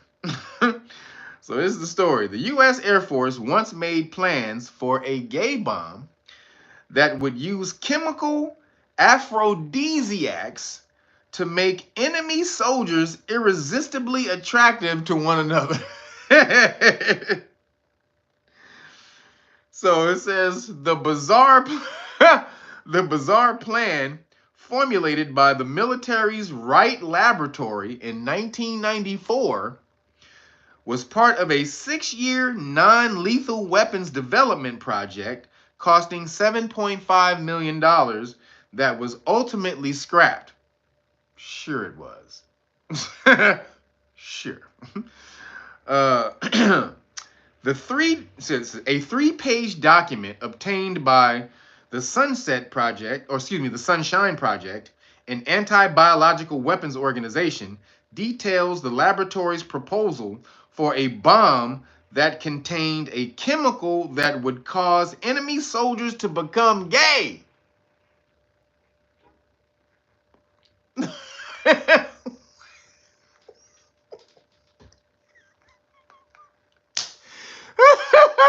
What the fuck? They supposed to be in the trench? We're supposed to be in the trench. They supposed to be in the trenches. You bomb them and shit.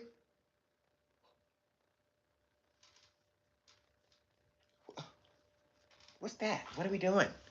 Hey, what's going on? What are we doing? What are we doing, guys? Huh? What the fuck is supposed to happen? This motherfucker, they're supposed to drop them. Oh, that outfit, it's so you. Oh yeah, soldier on. Those boots, work them, work the boots. What the fuck is supposed to be going on around this motherfucker, man? That's what they wanted. Because gay motherfuckers can't kill nobody? Is that is that the theory? Gay people can't kill? Sure, there's no gay motherfucking murderers in jail, right? Oh, Jeffrey Dahmer. Oh, gay motherfuckers eat motherfuckers' asses. Literally. Gay motherfuckers eat ass. Literally. So, all it is, this, because you gay, you are less aggressive bullshit. This is what the theory is. Because you gay, you less aggressive. These gay motherfuckers be some of the most aggressive motherfuckers out here. The fuck? That's why they scrapped it. They was like, it's not working, guys. It's not it's not working. We gotta scrap the plan. Yeah, keep a few pages for me over there. Yeah, put a few pages for me on the table back there. I'm gonna do some personal study. Just gonna research it a little further, see if I can come up with a little something. Yeah, just personal. Yeah, thank you. Just put a little bit back there. Yeah, don't. Yeah, we don't have to tell anybody. Yeah, just for me. Yeah. Your own personal study, sir. Yeah, I research stuff sometimes. I just want to. Yeah, thank you. Yeah, just put it over there. You know what? Just put it under the desk there. You throw some stuff on top of it so it doesn't. Yeah. Just go ahead and just put the TV over it. Yeah. Like, motherfucker, you want to look at the gay? You want to look at the gay study by yourself? Huh? Sir? Colonel? Okay. All right, Colonel. So, the gay bomb. It says the scientists theorized that this would make their units break down. This is the theory. The scientists theorized this would make their units break down because all their soldiers became irresistibly attracted to one another. Because all gay people are attracted to each other, right? If you gay, everybody who gay is attracted to each other. Apparently. I didn't know that. Holy shit. Even though there was no legitimate evidence to suggest this would work, the Sunshine Project found that the Pentagon submitted the proposal to the highest scientific review body in the country, the National Academy of Sciences, in 2002. So they studied this shit for 8 years. Gay wars. Not Star Wars, the gay wars.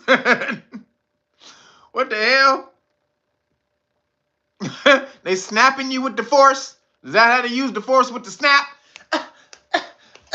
Lift, lift, lift, lift. There he goes. Forced. Stop force. Like, nigga, when you use the force, do glitter come out your hands? When you use the force? Ha! Halt! Like, nigga,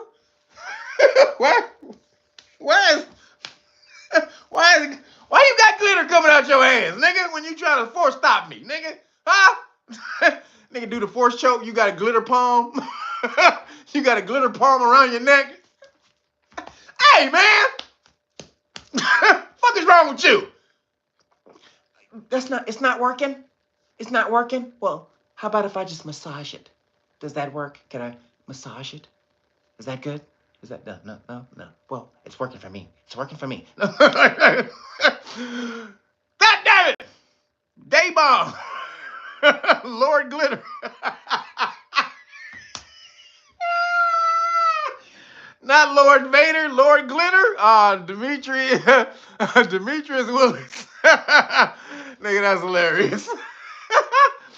That nigga said Lord Glitter. Lord Vader, Lord Glitter. I am Glitter. I am Lord Glitter. Don't make me glitter choke you. Oh, nigga. Goddamn. The gay bomb. I ain't crazy, man. Goddamn. They crazy. They're crazy for creating they thought they was going to create a bomb that was going to make motherfuckers gay. What the hell is these niggas thinking?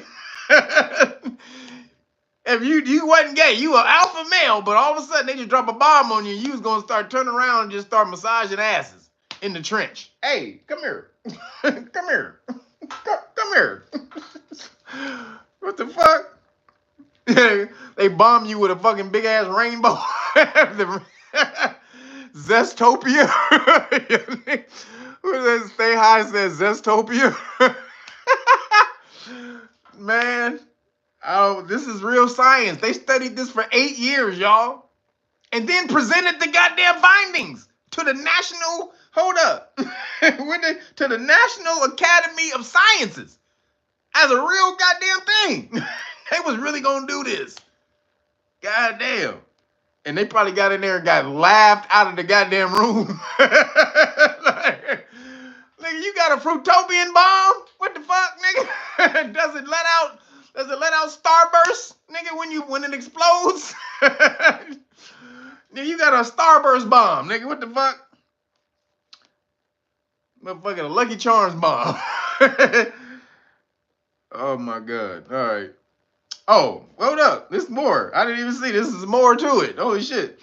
The concept was crafted during the time when homophobia was generally more prevalent and accepted in the U.S. than it is today, especially within the military. Indeed, when President Bill Clinton tried to lift the ban on homosexuals in the military, he was met with strong opposition from top military brass. But the document itself describes the plan as distasteful, but emphasizes that it is completely non-lethal.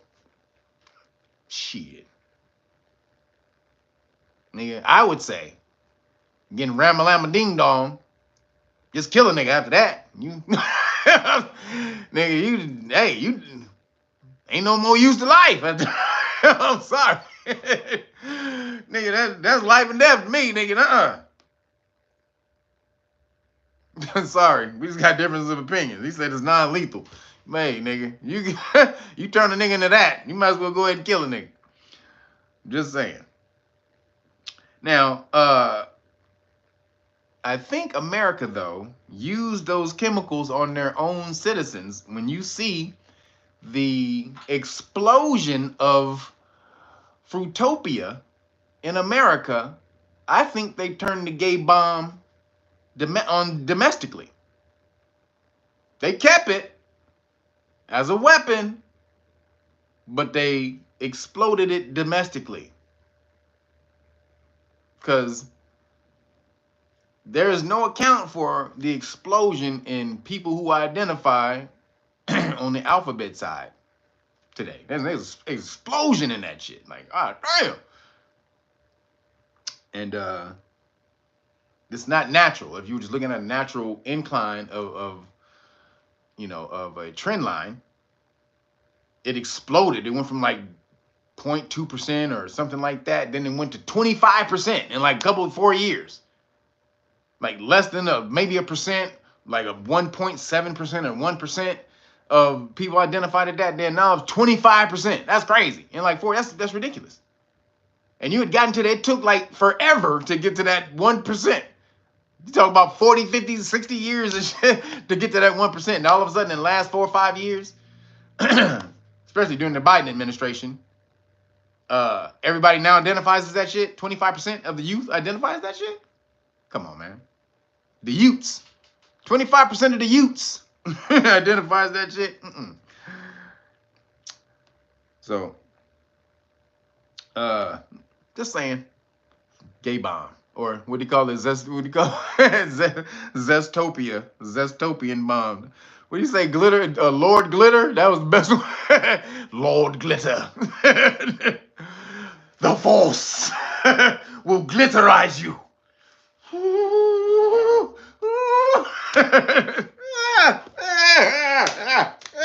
Get shit off me. Okay, goddamn. Turn the glitter off, nigga. Goddamn. All right, whatever. What you want, nigga? Goddamn. Turn the glitter off. I ain't doing nothing but getting. Yeah. Turn that shit off, man. The glitterati. The glitterati is coming. The glitterati. That's my new name for the alphabet mafia, the glitterati. So moving along. Oh, that's my shit. Hey, I'm gonna get it. I gotta make a glitterati t-shirt. He says, may the glitter. He says, may the glitter force be with you. It is with the glitterati. So moving along, the Trump administration is ordered to unfreeze funding in a dispute with the Maine governor over transgender students, transformer students. So they had a governor's meeting at the White House, and he said he was signing the executive order to keep basically just updating Title IX, because Biden had tried to revamp it. So he took the transformers out of Title IX and said, no, they can't receive federal funding. If you have your state is not going to receive federal funding, or your food programs and shit like that. You're not going to receive food for schools and stuff like that if you have transformers still in biological women's sports, biological girl sports. So Maine said, he actually called the governor of Maine out. She said, I'm not going to do it. He said, all right, we're going to see you in court. And she was like, yeah, we'll see you in court. We're going to follow the law. He's like, I am the law. He said, we are the law. So if you don't follow it, he said, you ain't going to get no money, bitch. So he took the money away, and she said, we'll see you in court. He's like, all right, let's do it. So finally they went to court, and the court ruled that Trump couldn't freeze the money to Maine. Again, one of these temporary restraining orders, again, the TROs, that basically makes the judge more powerful than the president. They keep on with this. They keep going with this bullshit. Saying that, again, these district judges have more power on foreign policy and executive power than the actual president, which is crazy. Which is why, again, if I was Trump, I wouldn't do a goddamn thing till the Supreme Court said something. Supreme Court say something? All right, I'll fuck with it, depending on how egregious, how how hardcore it is. If it ain't, if it ain't too damn bad. But I would only agree with the Supreme Court. I'm just playing on the agree with it if it ain't too bad. Whatever the Supreme Court came up with, I would agree with it because you have to maintain law and order. So, but this judge is full of shit and told Trump that he had to unfreeze the money and give him the money back. So it says District Judge John Woodstock, excuse me, Woodcock.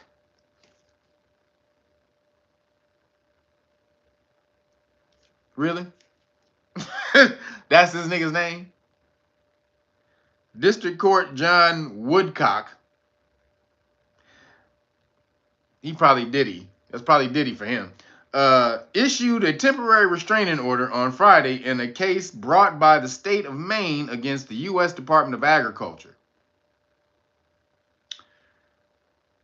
So, a district court judge ordered Trump administration to unfreeze Agricultural Department aid to Maine to comply with requirements under a law aimed at prohibiting sex-based discrimination in education. So, goddamn, he has to give up the money. Now, of course, he's appealing it to the Supreme Court, and he's probably going to act like it's going to take a minute to get the money. Oh, man, the bank accounts, we had to reroute something. We got to reroute. Just hold on. We're going to get you the money, but we had to route it over here. It's going to bank around this way. It's going to ricochet over that, and it's going to fall, and then the carrier pigeon going to come and pick it up from there, and it's going to come, and it's going to drop you off. So wait for the carrier pigeon. The carrier pigeon is going to just look out for the carrier pigeon, and he's going to be there lickety split. Just watch out for him. Just all you got to do is keep looking out. Promise you. You're going to be there in a minute. Carrier pigeon? Okay. These niggas all out looking up. Trump ain't sending no goddamn money. Y'all ain't gonna get that money back. He waiting. He's gonna stall until his case gets to the Supreme Court, and the Supreme Court gonna rule on it. So that's basically what he's doing. Even though I'm saying that he just shouldn't do it. Openly, he's saying he's going to comply with the orders, and then he just making it take a long time so that, eventually it gets to the Supreme Court before he's able to comply with the order. And so then he doesn't have to do it. So that's kind of what that's kind of his strategy at the moment. It's just to make it take so goddamn long that I don't have time to re-implement it before it gets to the Supreme Court. So it's a crazy little game going on right now, but they're really trying to let the Transformers up in here, man. And again, that Fruitopian world order they trying to implement. They're really, really trying to mash hard with it. they don't want to let it go. It's crazy. They do not want to let the Fruitopian world order go, but we not having it, goddammit.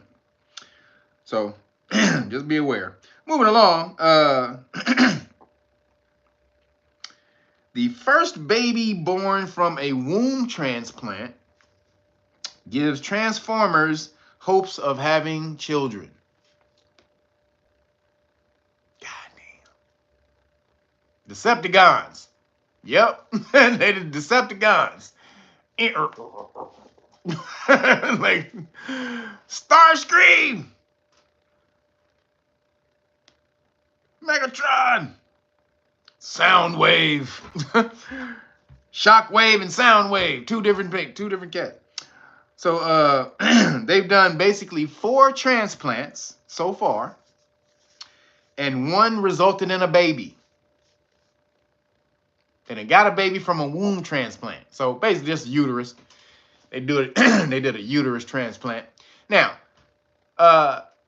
the Transformers, the Decepticons think this is going to allow them to have kids. Only one thing wrong with that there. You guys don't have the internal plumbing to hook it up. Excuse me. You ain't got the plumbing. My nigga, you don't have the plumbing. Another woman has the plumbing. So if I want to take out, a sink in the kitchen and then replace it with a sink, all the infrastructure is there for me to just hook up the stuff, the hoses. Boop, pack, pack, boop, pop, pop, pop. And then we gone. I don't have to build out a whole goddamn sink and put in pipes and all the rest of that. No, the pipes and stuff are already there. I'm just hooking up hoses. Boop, boop. That's it. Dudes ain't got the goddamn hoses.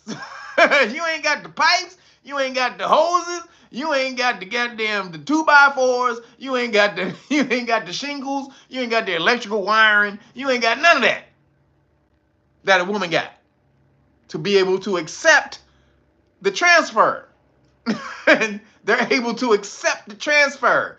You cannot accept the transfer. You don't have the authorization. Sorry. But they reeling, boy. They really think.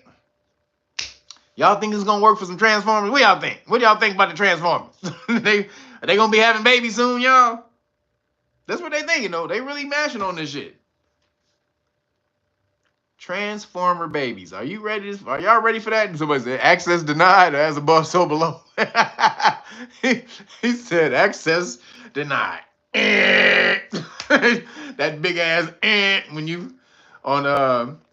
when you mess up on prices, well, no, not Prices Right, on what was it, Family Feud? That Family Feud, they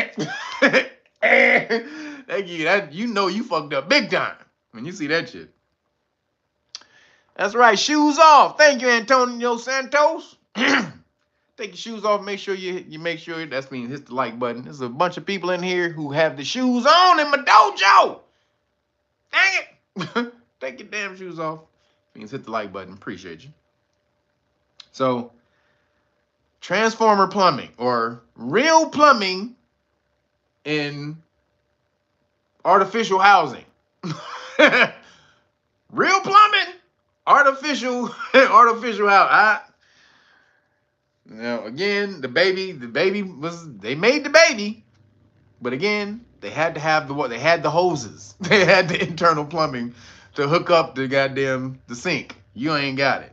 So I thought that was crazy that these the Decepticons, they're really happy.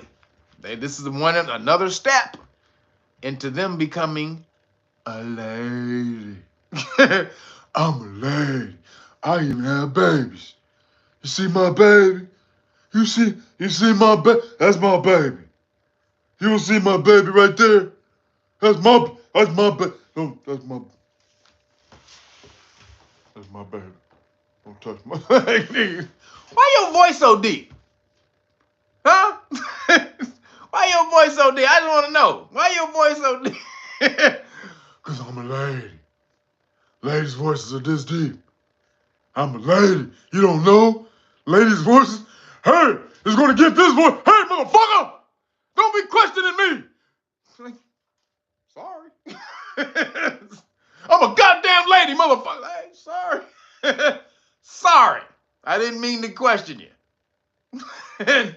Sorry. Hope your kid is born healthy. Didn't mean to upset you. So, we'll see. We'll see, Transformers. Moving along in the science and the weird. As if that wasn't weird enough. We ain't just get through the weird. That should have been in the weird. I think I should have put that under the weird. But moving along in the science of the weird, excuse me.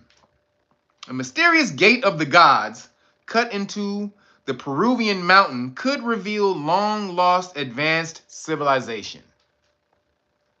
Or could reveal a long-lost advanced civilization. So, you guys need to go check this out. It's a picture. I'm sure you've probably seen this if you've done ancient American civilization studies and stuff like that before. You probably know about this.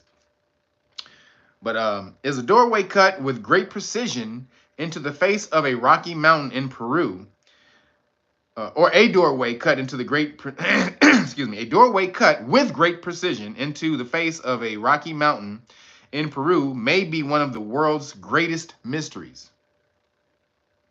Measuring 23 feet tall and 22 feet wide, Aramu Muru, and that's Aramu, A-R-A-M-U, Muru, M-U-R-U, Aramu Muru, has puzzled archaeologists since its discovery in 1996 near Lake Titicaca in southern Peru. The carving features a T-shaped niche, or a T-shaped niche. I don't know what a T-shaped niche, but it's a groove. It's a big giant groove that's in the shape of a T, right? About 6.5 feet tall and 3 feet wide, resembling a shallow doorway to nowhere. That's what it is. It looks like a doorway just inside of a block of a wall.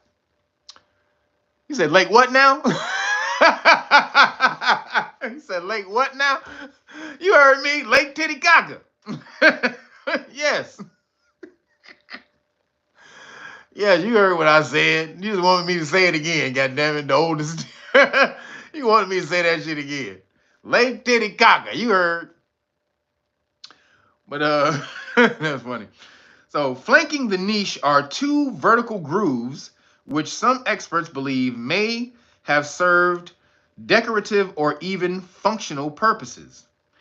Independent archaeologist Mohammed Feroz Khan believes the structure was created by ancient pre-Inca civilization, while others speculate that extraterrestrial involvement, or that there was extraterrestrial involvement.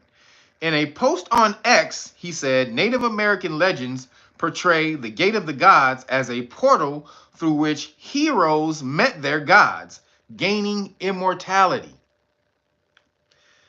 Visitors flock to the site, drawn by its rumored supernatural energy and claims of being a gateway to other dimensions. Might want to go there. I'm going to get into a little bit deeper into this in a second after I read the article. Mainstream archaeologists are still searching for clues about its age and purpose, but the leading theory is that it was constructed by the Tiwanaku culture that existed around 200 BC to 1000 AD. Now, there's a documentary. I found out about this a few years ago. Excuse me. There's a documentary on YouTube, with a Peruvian archaeologist. And it's in Spanish. So good luck. But if you can find it, go watch it. So it's in Spanish. And this is the dude who's breaking down this. Now, what he called the place that it was called was Amaruca. He says, yes, this land is Amaruca. And he was giving a history of Aramu Muru, of Amaruca. Again, America. Now this is a new archaeologist just breaking down some shit. He's talking about Amaruca, that was the original name of America, all that shit. I'm like, boom! Peruvian archaeologist breaking that shit off. Hey, shout out to Peru. What did Mac 10 say? What can I say? Every woman I lay be pure in Bombay like Peruvian, yay. So I brag and the postman. I got the most, man. I makes more deliveries than the postman. Shout out to Mac 10. But Peru. Now, this is another article breaking down what it's about. So in the documentary though, he was talking about how the structure creates a certain frequency. And you had to reach a certain frequency when you stepped inside of that T-shaped thing and you put your hands on the side and you were of a certain vibration, or you were able to reach a certain frequency, then a portal would open up and you were able to go through that portal. Now, everybody knows that stones carry vibrational energy, all this type of stuff. They're amplifiers of frequency, all that. This is why everything is made with stone. in ancient times. Everything is made of stone. Because why? Because stone is an amplifier for a vibration, right? Stone amplifies vibration and frequency. So this is why you meditate inside. When they meditate and they hum inside of a goddamn stone period, that shit is, the acoustics are crazy, right? Because it amplifies vibration. So when they would stand in this thing, this is the dude in the documentary. This is the archaeologist breaking this shit down. Say when they stood in this thing, they would get transported to some type of dimensional place, some other dimensional world. Now, this is the article. This is the article that's breaking down what that might be.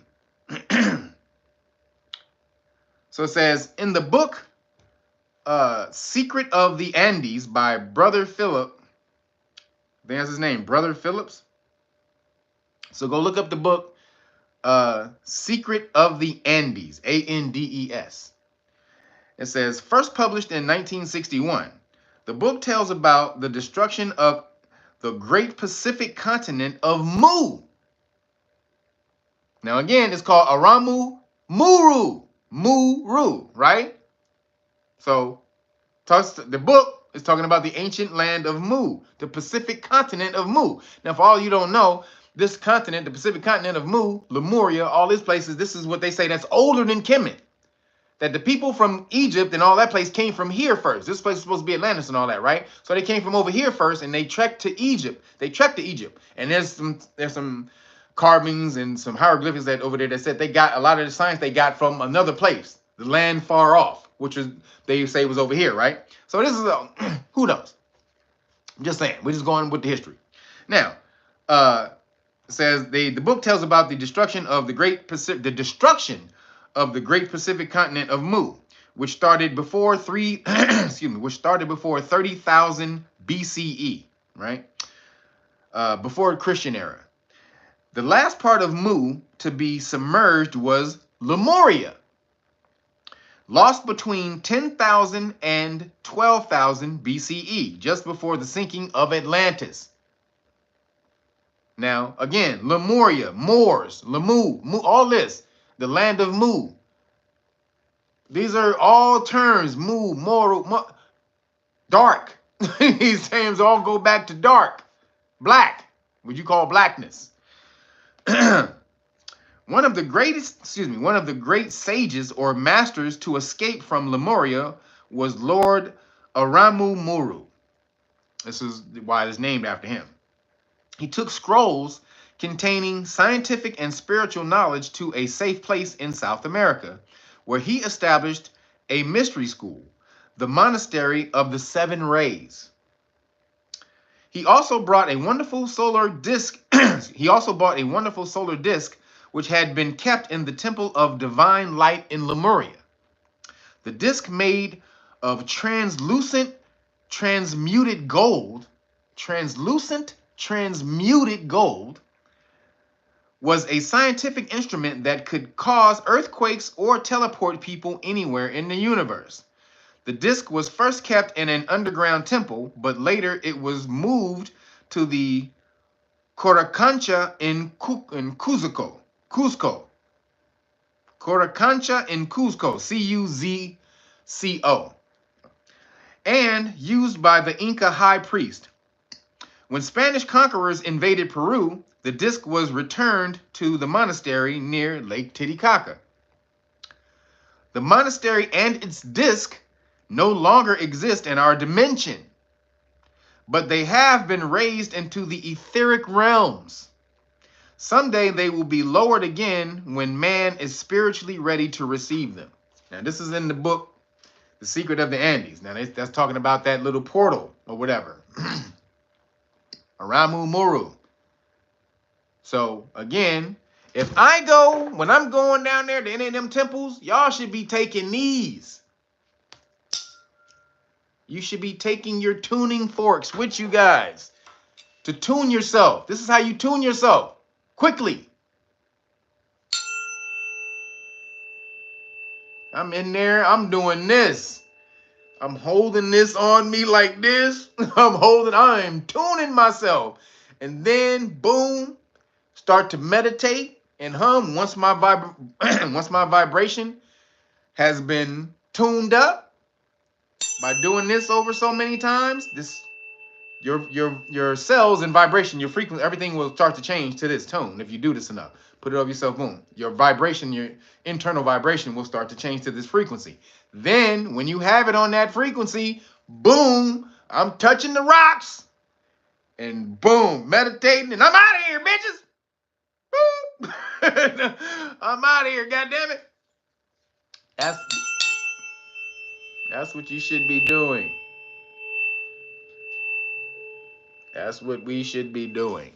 When we go to these places, come on, man. What are you doing? Don't be standing around there just looking and watching. Use them. Use it. God damn it. Use it. Don't be sitting around there. This is your science. Use that shit, man. So I'm being there. I'm using that shit. Tell you right now. If I'm there, I go to Peru. I'm taking all my tuning forks. If you got one of those tuning bowls or whatever, you should be in there. If I had a tuning bowl, I would just be sitting in there in in the Indian position, sitting there just boom, just creating one giant frequency wave around me within the rock. Turning that bitch on. I'm taking the tuning forks, putting it on the rock, boom, put it on the rock, tune the rock. God damn it, I'm doing all of it. I'm out of here. Shit, why ain't we using the sciences like we used to? Again, everything, the secret to the universe is frequency and vibration.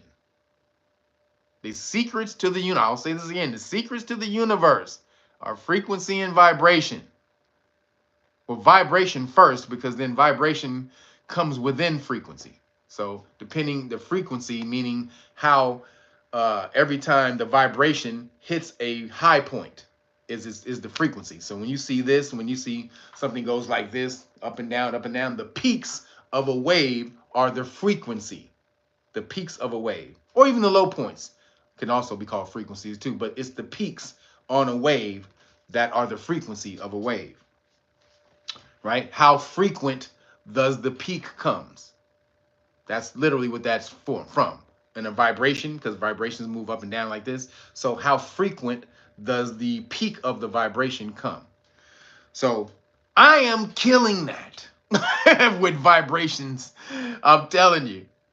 I'm the motherfucking the Beach Boys in that bitch. I'm bringing them good vibration. From the beat vibration. Good, good, good, good vibration. I'm killing it. Call me the Beach Boys, bitch. I'm in there vibrating and fuck off. Just saying. Shout out to Amaruka, where Aramu Muru is. Again, the brother, the scientist, the archaeologist in the documentary called the land Amaruka. Said this is Amaruka. I don't know what you're talking about. So, moving along. In the aftermath, this is crazy right here. This is why you better go get this. You better go get this right here. I'm about to show you why you need to have this. You have superpowers. I've been talking about this since I created this book. Told you about that years ago. But check this out. In the aftermath of the Chernobyl disaster, certain melanized fungi, that's fungus with melanin. What is fungus with melanin? Oh, magic mushrooms that people take and open up their whole vibration to the universe. That's fungus with melanin, everybody. Just so we're clear what fungus with melanin or melanized fungi is. Just mushrooms with fucking melanin. So let's go over this again. In the aftermath of the Chernobyl disaster, the nuclear disaster in Russia, certain melanized fungi, like what they call now, this is where cladosporum. It's called cladosporum and sphaerosporum. God damn, that's a hell of a word. Sphaerosporum. It's called SPHAEROSPERMUM.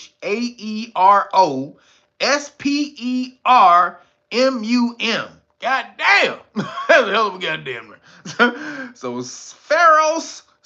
spermum have been found to thrive in high radiation environments, exhibiting a process called radiosynthesis, where they use melanin to convert ionizing radiation. Ionizing radiation is bad radiation. I'm gonna get this. We're gonna get to this shit in a minute. So ionizing radiation is the bad radiation.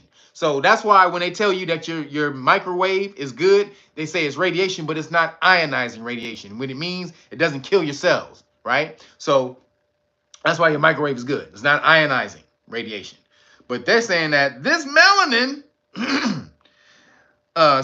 through a process called radiosynthesis, where they use melanin to convert ionizing radiation into chemical energy, similar to how plants use chlorophyll for photosynthesis.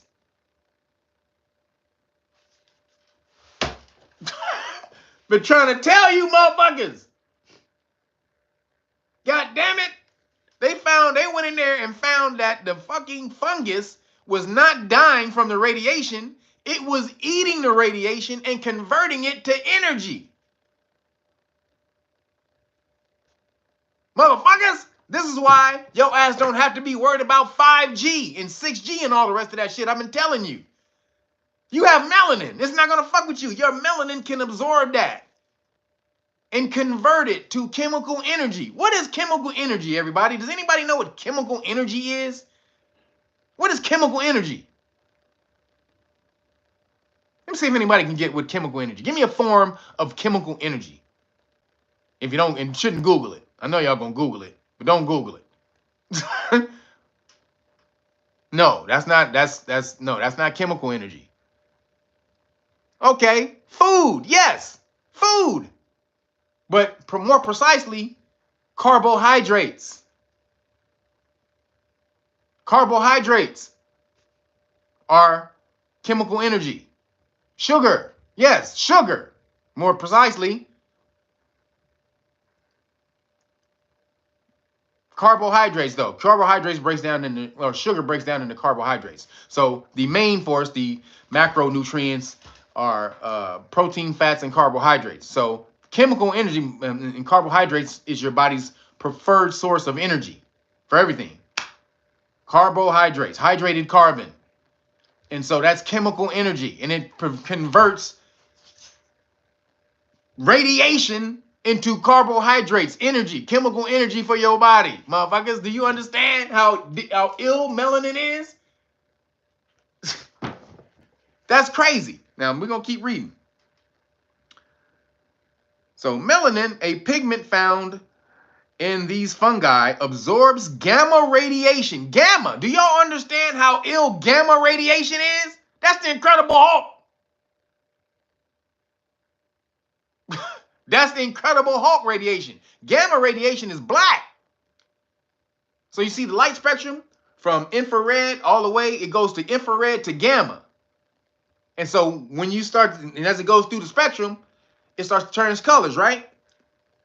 Starts to change color. So as it gets into the, blues and purple, and we're about to talk about purple in a second too. It's crazy.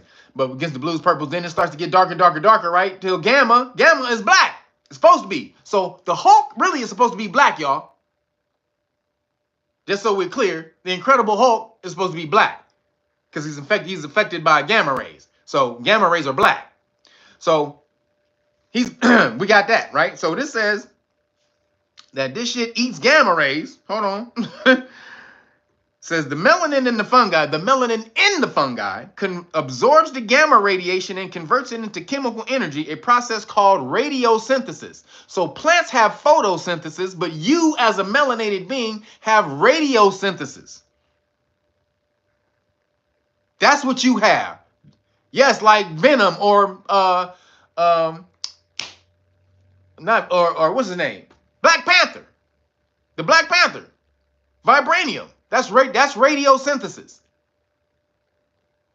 So spawn is alive. So when you're talking about the symbiote, the melanin is alive. It's not receiving energy from anywhere. The melanin is just a sentient being itself in Spawn and Venom. However, in Black Panther, the vibranium absorb, and he's black, and they're showing you the vibranium, his suit is black, so it is a representation of melanin, but his suit absorbs energy and converts it to energy for him to use, to redistribute.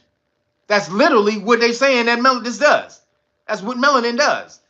So, again, now scientists have discovered that a strand of fungi in the Chernobyl nuclear power plant feeds on radiation. According to a Thursday report by Express, the fungus was first found at Chernobyl in 1991, 5 years after the nuclear reactor exploded. But scientists have just recently found that its properties could help protect people from radiation. Now, what is radiation? What does that word mean? A lot of people use the word, but don't understand what radiation means. What does radiation mean? What does radiation mean? So, radiation, the word radiation means to extend from a single point outward to all points, right? That's radiation. But to radiate only means one spoke. So radiate or radiant, you go back to the Latin, it only means like a stick or spoke. So think of a wheel, a tire, right? On a bike. And the spokes that come from the edge of the tire all the way to the center. Each spoke is a radiant, right? But the center of the tire radiates these spokes to all points of the edge of the tire. So the word radiant means spoke or stick or straw, something like that. But to radiate means to extend those points from a single point, as a center point, to extend them outward. So when you radiate something, you're working from a center point, extending a bunch of sticks, hands from every point of your body or every point of the center outward. That's what radiate means, right? So the fungi is called Cryptococcus. What? Hey, what up, cuz? Cryptococcus. What up, cuz? What up with my fungi, cuz? So the fungi is called Cryptococcus, cuz. Neoformans. Cryptococcus neoformans, and it's well known to science, having first been described in the 1890s. So again, I told you this is like 120 years of science on your melanin. They found this shit in 1890. 18 goddamn 90. So it says, it can be a nasty microorganism for humans if it gets into those with compromised immune systems, resulting in an infection known as cryptococcosis. Cryptococcosis. Turns out it may also be beneficial for humans, particularly in space. The fungi contains high levels of melanin, a pigment that turns skin darker.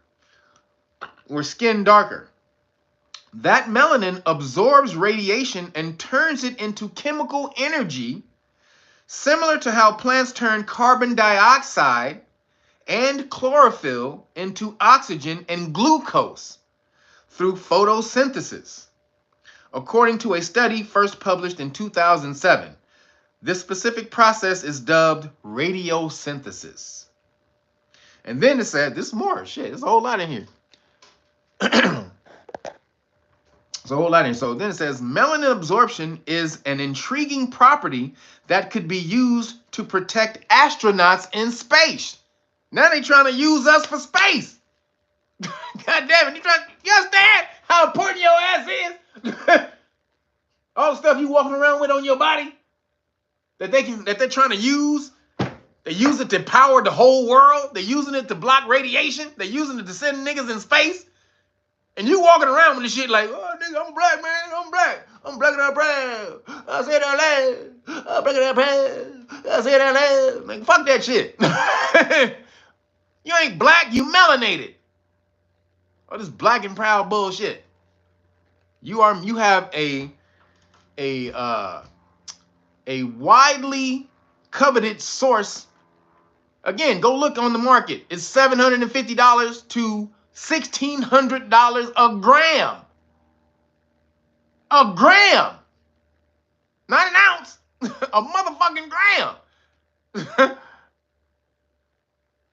So, what's that joke by Eddie Griffin, where he said he was discovering all these old people, and they used to make their last names according to the shit they used to do. He said Alexander Graham Bell. He said Alexander Graham Bell. That's because he liked to smoke it by the gram. Shout out to Eddie Griffin for that. He said he called him Alexander Graham Bell because he liked to smoke it by the gram. That was a hell of a joke. That was a funny ass joke. He said that on Def Comedy Jam when he first was on Def Comedy Jam. That shit was hilarious. So then, we ain't finished. NASA scientists are looking into the possibility of extracting melanin from Cryptococcus as a cost-effective way of producing a space-approved sunscreen. Y'all better understand what's going on in this bitch. So again, NASA scientists are looking into the possibility of extracting melanin from the fungi as a cost-effective way of producing a space-approved sunscreen. In November 2019, scientists from Johns Hopkins University sent melanin derived from the fungus to the International Space Station. On the station, the melanin is being tested for its ability to protect against radiation in space. I've been trying to tell y'all, god damn it. I've been trying to tell y'all, god damn. Let me see if I can find, let me show you something.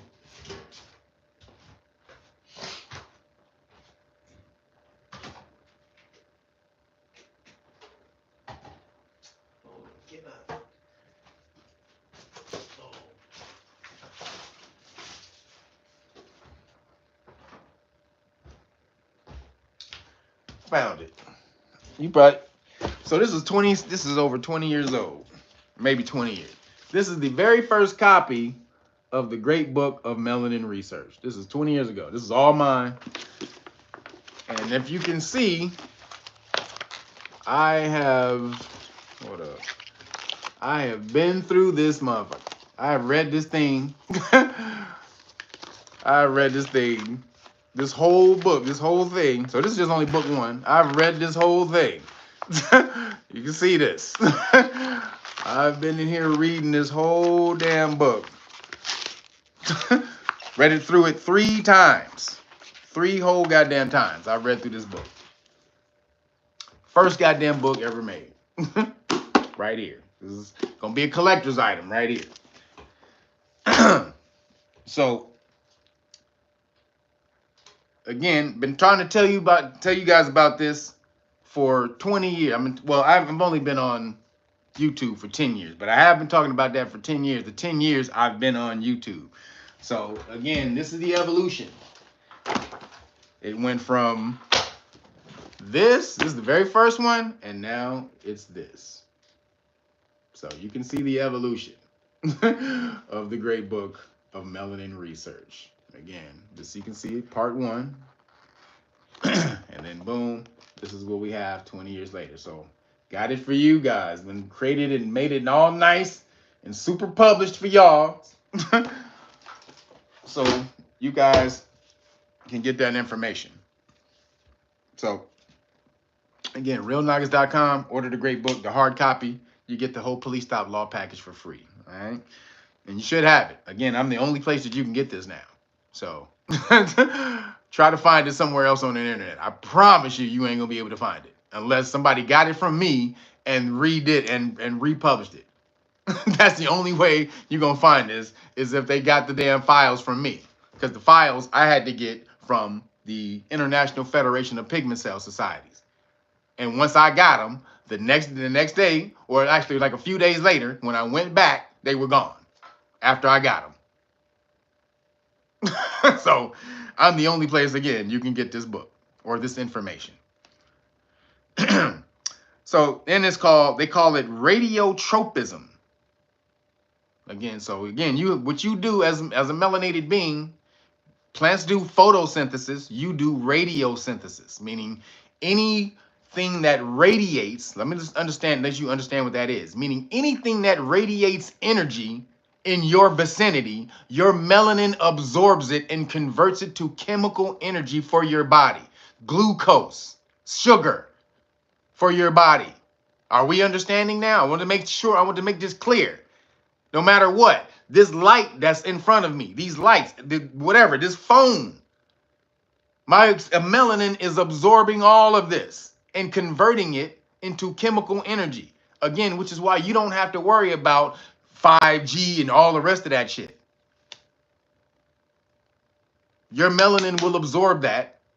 Now, if you're healthy, make sure you're healthy. You know, melanin works best when you're healthy and hydrated. That's also what they said in the book. Melanin works best when it's hydrated. This is why they try to dehydrate you in the hood with a bunch of candy, sugar, and fried chicken and alcohol and all the rest of that shit. All that shit dehydrates your body, which makes your melanin on the fritz. They put your melanin on the fritz to eat all that shit. In the book, says that in the book. Melanin needs to be hydrated to work properly. So now you understand why they dehydrate your ass on a cellular level. Salt. Put salt in every goddamn thing, especially in the hood. You can't find no goddamn nothing without, most of it's like 520% milligrams of salt, 26% salt, 36% salt, 46% salt. Salt dehydrates you on a cellular level, which then affects your melanin, the ability for your melanin to process and do what it needs to do. So just thought that was highly interesting. Highly interesting. So moving along, the U.S. accelerates plans for a nuke that is 24 times more powerful than the Hiroshima bomb amid World War III fears. So they created a gay bomb. Now they about to make a new super bomb that's 24 times more powerful than the bomb they dropped on Hiroshima. So here's the story. America's newest weapon of mass destruction is going into production 7 months ahead of schedule as fears of a war with China continue to grow. Scientists at Sanjia National Laboratories in New Mexico are kickstarting development of the B-1613, a nuclear gravity bomb. A nuclear gravity bomb that was originally slated to go into production for the U.S. Air Force in 2026. Gravity bombs are literally what they sound like. A bomb dropped from a military plane which lets gravity do all the work. The timeline was moved up. Excuse me. The timeline was moved up due to the critical challenge and urgent need for a new nuclear deterrent. A threat that's a threat that's hopefully big enough to discourage America's enemies from attacking first. These niggas was crazy. Trump talking about he ain't about war. He trying to get rid of wars and all that type of shit. Nigga, what the hell? He says, yo, Kev, I just got a chicken gobblage plate instead of fried chicken. There you go. There you go. I mean, fried foods and processed meat is the worst thing you can eat for your body. That's all cancer. It's all cancer causing. But again, in moderation. If you eat in moderation, you're good. I'm never this nor not. I'm never this or that. I'm this and that. So again, moderation, you should be fine. Just don't fry chicken off. You know what I'm saying? For like 2 damn months. Eat fried chicken 3 times a week for 2 or 3 straight months. Just don't do that shit. If you have it every now and then, it ain't gonna kill you. But you know what I'm saying? Dehydration though.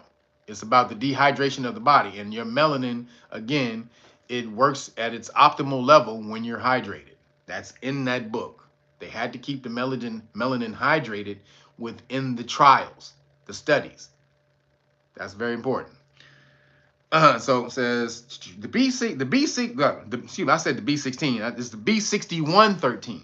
So the B6113 is 24 times more powerful than the atom bomb dropped on Hiroshima, Japan in 1945. The first atom bomb, called Little Boy, there's a movie also called Fat Man and Little Boy. That was about the making of the atomic bomb. If you haven't seen that, go check that out. Fat Man and Little Boy. Little Boy had a yield of about 15 kilotons. So the explosion equivalent of 15,000 tons of TNT. So basically that's what a bomb. So 1 kiloton is 1,000 tons of TNT. So keep it going like that. The B6113, on the other hand, is designated to have a yield of, god damn, the B6113, on the other hand, is designed to have a yield of around 360 kilotons, or about 360,000 tons of TNT. He's trying to blow a hole in the earth. I mean, he's trying to blow a hole all the way to the center of the earth. That's what that is. What the fuck are you doing? You're going to destroy everything within thousands of at least damn near 1,000 miles of that shit. What are you doing? This particular weapon was scheduled to become the full replacement for older nuclear bombs carried by U.S. stealth bombers and dropped over targets without warning by 2028. So, damn. So I guess they're trying to get away from this thing, man. This is an explosion. God damn, they saying it ain't. This is, god damn, this is crazy. This is absolute crazy. But I don't think it may have.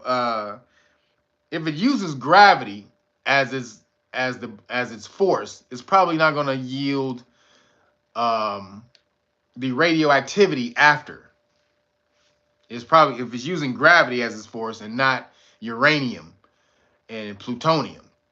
So most nuclear bombs use uranium or plutonium for the explosion, right? Which is highly radioactive. And so after it explodes, that shit is radioactive for thousands and thousands of years, like hundreds of years at least after the shit explodes. So apparently this is like a new way to have an explosion, but keep the ground habitable after the explosion. These niggas lost their damn mind.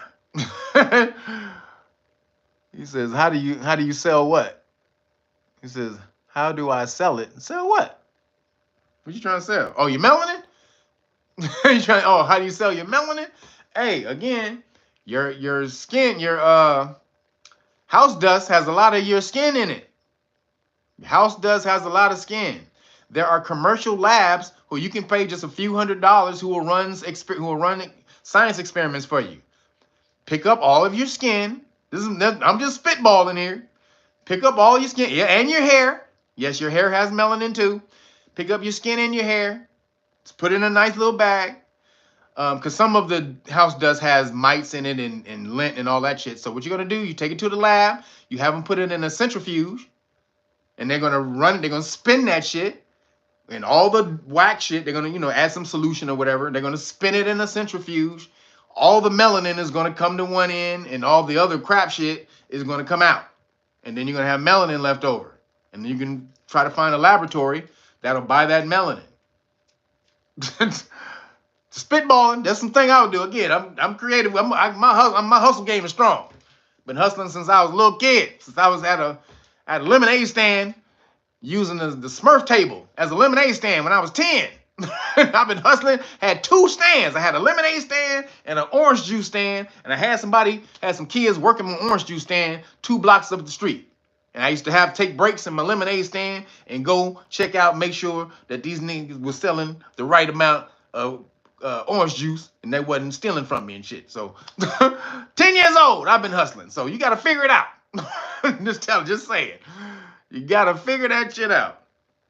And you know what made me start a lemonade stand? I was watching Sunday morning cartoons and one of the commercials came on, and this little girl was selling 5-cent cups of lemonade stand out in her little nice little suburban. I'm like, and I'm in the hood, y'all. Let me just say, we live in two completely different neighborhoods. I live in the hood with Bloods and Crips and shit. Mostly Crips. I was living in the Crip hood at that time. And so my hood was a hood. But I was like, if she can do it, fuck that. Went in my sister's room, got her she had a Smurf coffee with a tea set table, a tea set bench. I was like, let me see this for a second. Snatched her tea set bench table and took that shit outside, made me some Kool-Aid. Made me some lemonade. And goddamn it, the rest is history. So however you gotta hustle, you gotta get your hustle on. So moving along, speaking of the color purple earlier, we were talking about the light spectrum and how gamma, again, your melanin blocks gamma rays. That's awesome. Y'all better understand how ill that is. Gamma is the most deadly shit of all time. If Bruce Banner was black, he wouldn't have been the Hulk. He wouldn't even been the Hulk. That nigga's skin would have just absorbed the goddamn radiation and converted it into energy form, sugar. This nigga would have just had a little extra energy just to, he'd have just been dancing all crazy and shit. Like, nigga, why you dancing like that? I don't know. Got a little extra energy. I don't know where it come from. That's what melanin does for you.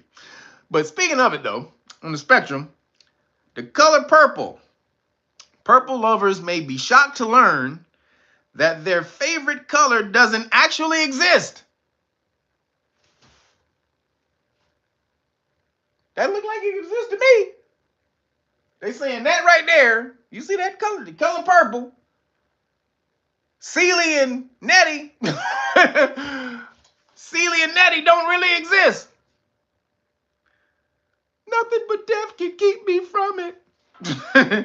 Do you do right by me? Everything you think about gonna fail. That don't exist, y'all. The root, the Sealy root, it don't exist. It's crumbling. That's what they said. The Sealy root don't exist, y'all. So it said it doesn't actually exist, as a new study has found that the human brain simply creates it. You don't actually see purple. Your brain is creating purple, is what this is saying. Holy shit. He said, dang, Sealy. She said, dang, Sealy. Do you do right by me? When she got the crooked hand, that nigga about to, she's like, she stopped the nigga when he's about to smack her. Motherfucker. Do you do right by me, motherfucker? Everything you think about gonna fail. She put the root on it. and that nigga life was shit until he mailed for her kids. Till that nigga mailed that money off and sent for her kids from Africa. At the eagle. Keith Morrow said the eagle claw. That's right. That's the eagle talon grip. The eagle style.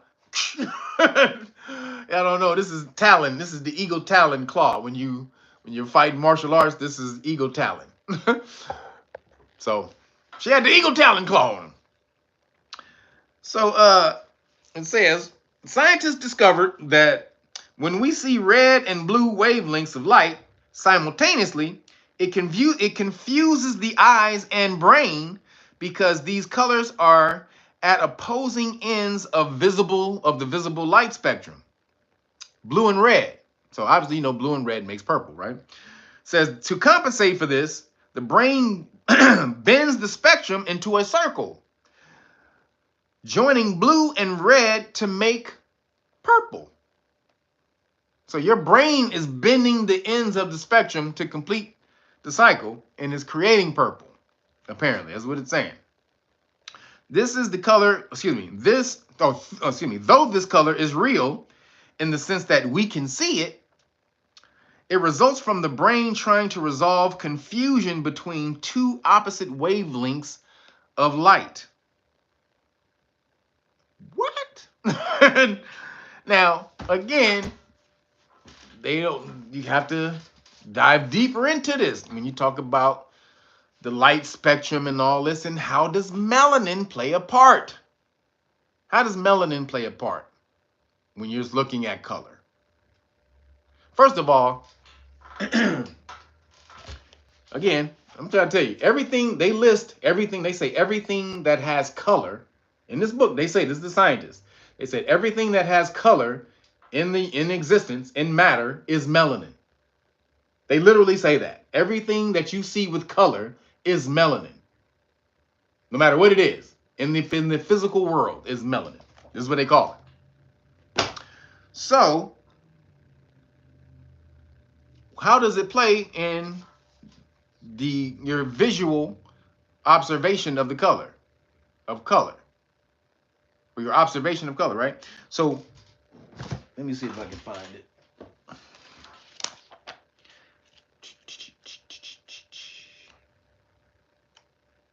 See, at the very beginning, can you guys see? Can you see the Caucasian lady? And I'm trying to see. Can y'all see the Caucasian lady right there? So this is actually the files. If you order the digital files are in color. So in color, you will see a white lady there with blue eyes. And when they're talking about the melanin, how the melanin creates her eye color, and how people with darker melanin or with lighter color eyes reflect more light. They don't see color as deeply as somebody with darker eyes, with brown eyes. So there's no such thing as black eyes. Only your irises are black. So there's no such thing as black eyes, but they're brown. So when your eyes are brown, having more melanin, you're able to absorb more of the color light spectrum. So they didn't have that in there. I'm sure they didn't do that as part of the test. Because again, that study's in there. And people with lighter eyes do see colors differently. So my homeboy Zoe on the Zoe What show, Zoe has green eyes. Zoe has green eyes. My ex-girlfriend, she had green eyes. And they were creating, she was a graphic designer, and she was creating some legal documents that had the American flag on it. And actually, no, she was creating buttons. She was creating American flag, the American flag buttons, like the pin that you pin on yourself. And that's important. If you ever go to court, you want to have your own flag on yourself when you walk into the courtroom. It's called the law of the flag. You can look that up. But she was making us these buttons with the flag on it. And the color of the red in the flag was very deep, rich, like burgundy. And I was like, that ain't red. And so Zoe was at the house one day, and we handed him the thing. She was like, yeah. Zoe was like, yeah, this is red. I was like, nigga, that ain't red. That's like burgundy, motherfucker. He was like, nigga, you can't see. You only got one eye, motherfucker. You don't know what the fuck you talking about, nigga. We got two eyes over here, and your one eye ass nigga talking about what the fuck, nigga. You don't know what the fuck you talking about, nigga. Cover that motherfucking eye up like this. And that nigga was clowning. He was talking shit. Talking shit about my one eye. I can't see color because I got one eye.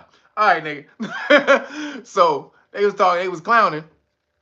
So then I had to pull it up on him. I was like, look, you two motherfuckers got green eyes, bitches. And you don't absorb color the way somebody with darker eyes. See, no matter if I got one eye, my one eye is darker than both of y'all green eyes put together, motherfucker. So I can see color through this one eye better than you can see color through both of your eyes. And I had to pull it up on them too. I had to pull that shit up on them, and they was like, oh shit, I pulled the science up on them. And then we had some other homies who came through with eyes like dark like mine, and they looked at it and they were like, yeah, that's burgundy. I was like, see? I was like, see? Motherfucker, you green-eyed motherfuckers, y'all can't see color right. You don't see color right. If you have lighter eyes, you don't see the full spectrum of color. Sorry. That's according to the science. That ain't me. Just saying.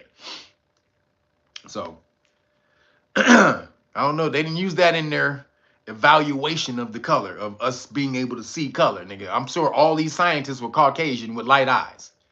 Promise you, there wasn't no melanated scientists in there with no dark eyes looking at the colors.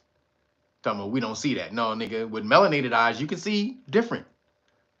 You can see different color. So, just saying. Moving along, last thing I got. This I had to put this in there. I wouldn't be moving on, but this was an emergency. I had to put this in there. This is an emergency. Emergency, guys. This is for my guys. This is emergency, guys. I had to put this in here. This is an emergency report. Breaking emergency report. So this was in the news. I had to put it here. It says the most dangerous sex position in the world is responsible for an unbelievable amount of injuries. Holy shit, nigga! What is it? Make sure you go. Hey, what is it? gotta make a left turn on that damn move. What is that move? Goddamn, what is that position, y'all? Because apparently it's lives are in danger. So it's a subject many people feel uncomfortable reading about. But medics have warned one sex position could be responsible for up to half of the penile fractures. It hurt even saying it. A penile fracture. Your whole body just So the penile fractures. But medics have warned one sex position could be responsible for up to half of the penile fractures. A serious eye-watering injury that can leave a man in agony. God damn. Now, I'm going to tell you the reason I put this in here, because there's a real story that happened. So, according to the NHS surgeon, according to NHS surgeon Dr. Karan Raj, R-A-J, Raj, the reverse cowgirl position, which is when the woman sits on top and faces away from her partner, presents the biggest risk. So all you cats who like booties and you like to look at your girl when you're doing the do and you say, turn that way so you can have a good visual of your girl, that's killing niggas. So to speak. It's killing parts of niggas. Let's say it's killing parts of niggas. Says although the penis doesn't contain any bones. No, it's when you get it's blood, everybody, just so you know, it's blood. That's Russian, that's filling it up. Although it doesn't contain any bones, the internal connective tissue, which fills with blood during the erection, can fracture when the appendage is subject to sharp, blunt force. Ah! Oh! Oh! Holy shit. It can fracture. How do you fracture something that don't have a bone? That's crazy. Such an event is usually accompanied by a distinct cracking. Like you actually hear a cracking. Like goddamn. Popping or snapping sound, and afterwards resembles an aubergine. What is an aubergine? A-U-B-E-R-G-I-N-E. What is an aubergine? Turning purple and swollen. What is the fuck is an aubergine? Oh, I don't even know what the hell that is. Do I want to know what an aubergine is? An eggplant? Oh. In a TikTok clip shared with his 5.3 million followers, Dr. Raj said, if there is any erratic thrusting or if the movements of the two parties are not in sync, in harmony, you got to be in harmony with your girl, okay? Got to be in harmony. Either both of y'all know one is moving out and the other moving in. Y'all ain't both moving out, moving. Y'all got to be in complete sync. Got to be in complete tappity tap sync, or the male penis could slip out and be crushed by the female pubic bone. Oh!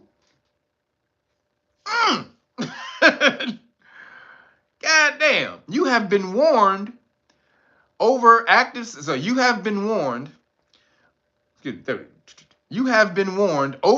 sex can lead to your penis looking like an enlarged aubergine. Eggplant? The latest NHS data shows 162 men have had an operation to save their manhood in 2023 and 2024 after suffering a fracture of the penis. Oh my God! Now let me just say this. Your thing got to be big enough for that to happen, first of all. So all you small thing motherfuckers, y'all good. Don't even worry about it. Your thing ain't even big enough to fit that way. Your thing got to be big enough for you to even do that position in the first place. Just what we're saying. If your thing ain't big enough, you can't even do that move. let's be real. If your thing ain't big enough, you can't do that move. However, if your thing is big enough, you can do that move. The reason is I put this in here because I was on YouTube and there was a story in the YouTube about how this happened to a porn star, some bald dude, one of the bald black dudes. I forgot his name. Damn, I don't know his name, but one of the bald black porn stars. And so it was a whole documentary, little 30-minute story on how this nigga broke his thing. And so in the documentary, he was saying it was her fault. And she was like, nah, it's his fault. Because she said when they was doing it, this nigga tried to be all super Action Jackson and shit. He tried to Action Jackson her and shit. He was Action Jacksoning and lifted her up too high. And it came out a little bit. And she came down on the whole thing. And that's what he heard. He said he heard a crack. He was like, ah! And then his shit started bleeding. I'm like, oh no! I didn't know this is when I first found out that this could happen. This is when I saw this documentary on it. I was like, I didn't even know this could happen. This is crazy shit. So he said that happened. And she was like, so he was like, she wasn't moving. He said she wasn't moving right. And she was trying to be all, and she didn't know what she was doing. And she was like, nah, that motherfucker was trying to be Action Jackson. trying to spin move and catch her and do all this shit. And, this nigga trying to do all that shit. That's what your ass get. Motherfucker. Now, I understand Action Jackson sex. I love Action Jackson sex, but goddamn, man, you gotta know when you can be Action Jackson, you gotta be regular nigga. So that shit was crazy to me because it actually is real. When I saw the story, it took me back to the documentary that I saw a few years ago when that happened. Because it really did happen to a dude, and he hate that girl right now. He hate that. He talked crazy about in the documentary. He was talking crazy about her ass. He like, she did this, she was trying to do all this, she knew she don't know what the hell she was doing, and blah, blah, blah, blah. Like, nah, nigga, you was trying to go extra out for the camera. That's what your bitch ass get. He was trying to, nigga had a big AJ on his shirt for Action Jackson. And he was like, girl, I'm about to show you what it is. And she said, crack. Men, now you know. Again, you either got to be in perfect harmony with your girl or don't do it. just don't even chance it. Why chance it? I don't even know why you would chance it. Just don't. Woo, I just saw that story. That was crazy to me. So moving along, last couple things. In nigga news, only thing I got in nigga news is Stephen A. Smith is running for president. Y'all gonna vote for him? Y'all gonna vote for Stephen A? Huh? Y'all gonna vote for Stephen A? Come on. Who got Stephen A in here? Who got Stephen A for president? Now we know America's great. We know this. We know America is great. However, America has been on a path that hasn't been of the only up and up ever since that we've come into slavery. Ever since slavery, this nigga gonna get up here and try to motherfucking ESPN sports take, first take off. Now, that could be good. That could be good. Because there are no more masculine dudes in the Democratic Party. Now he say he's not Democratic, he say he independent. But if he runs, he gonna have to run as a Democrat because no independents aren't strong enough to get him elected.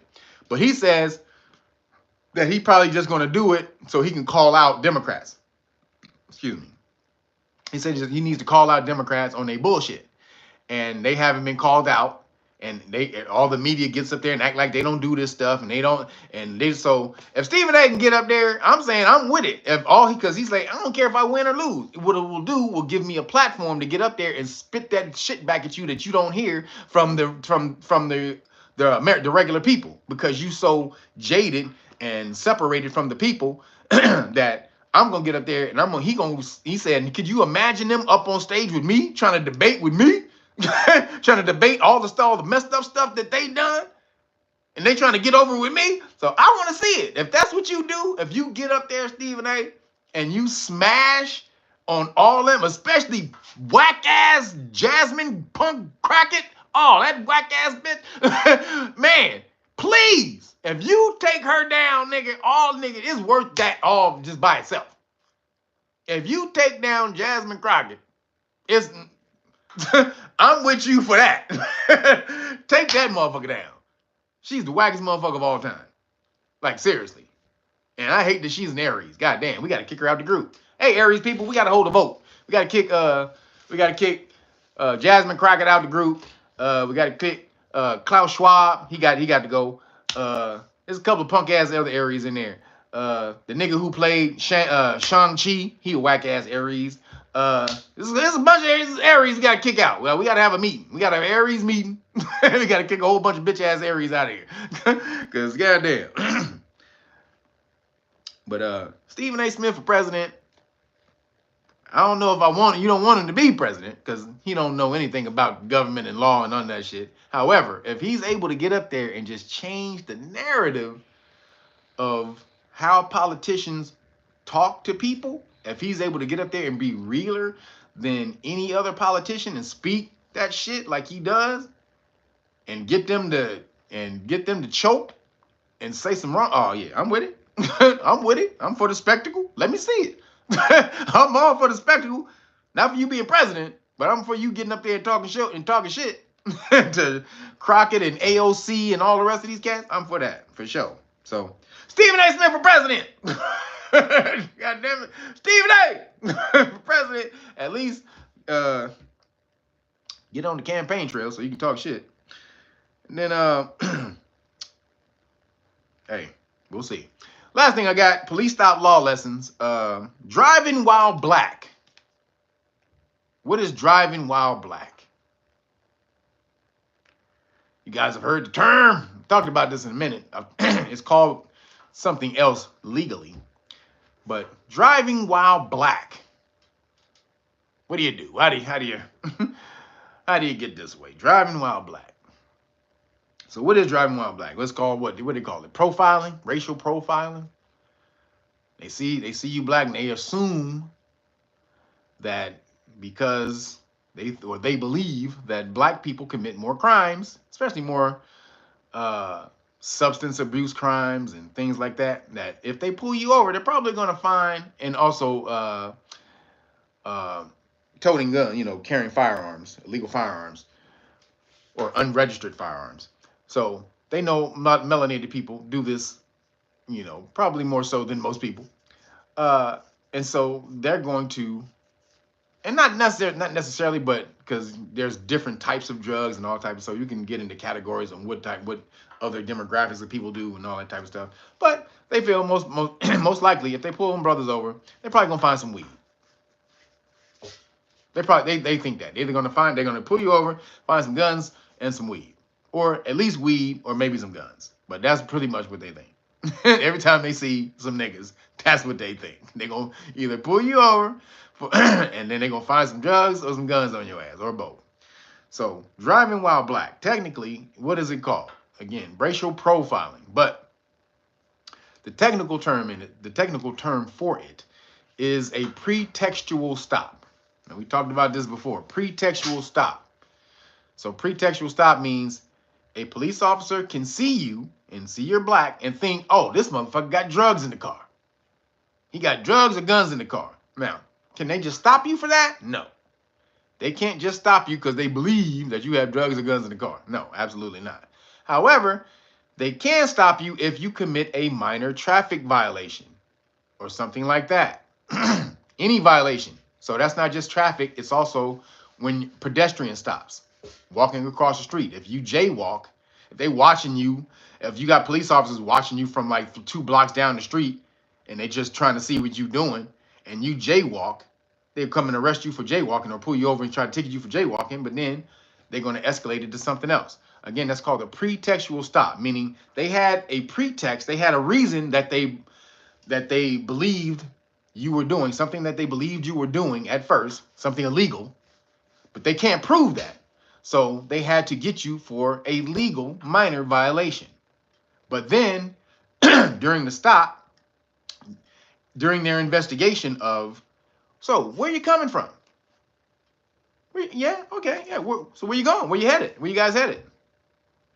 Are you from there? No, okay, yeah. So how's you guys, what's going tonight? What you guys up to tonight? All this type of bullshit, right? What they're doing is creating a scenario. Damn, I'm itching on your motherfucker. So they're creating a scenario where they can get you comfortable to where you start spilling the beans. You start spilling your you start talking, think the officer is comfortable and he's on your side because he's so cool.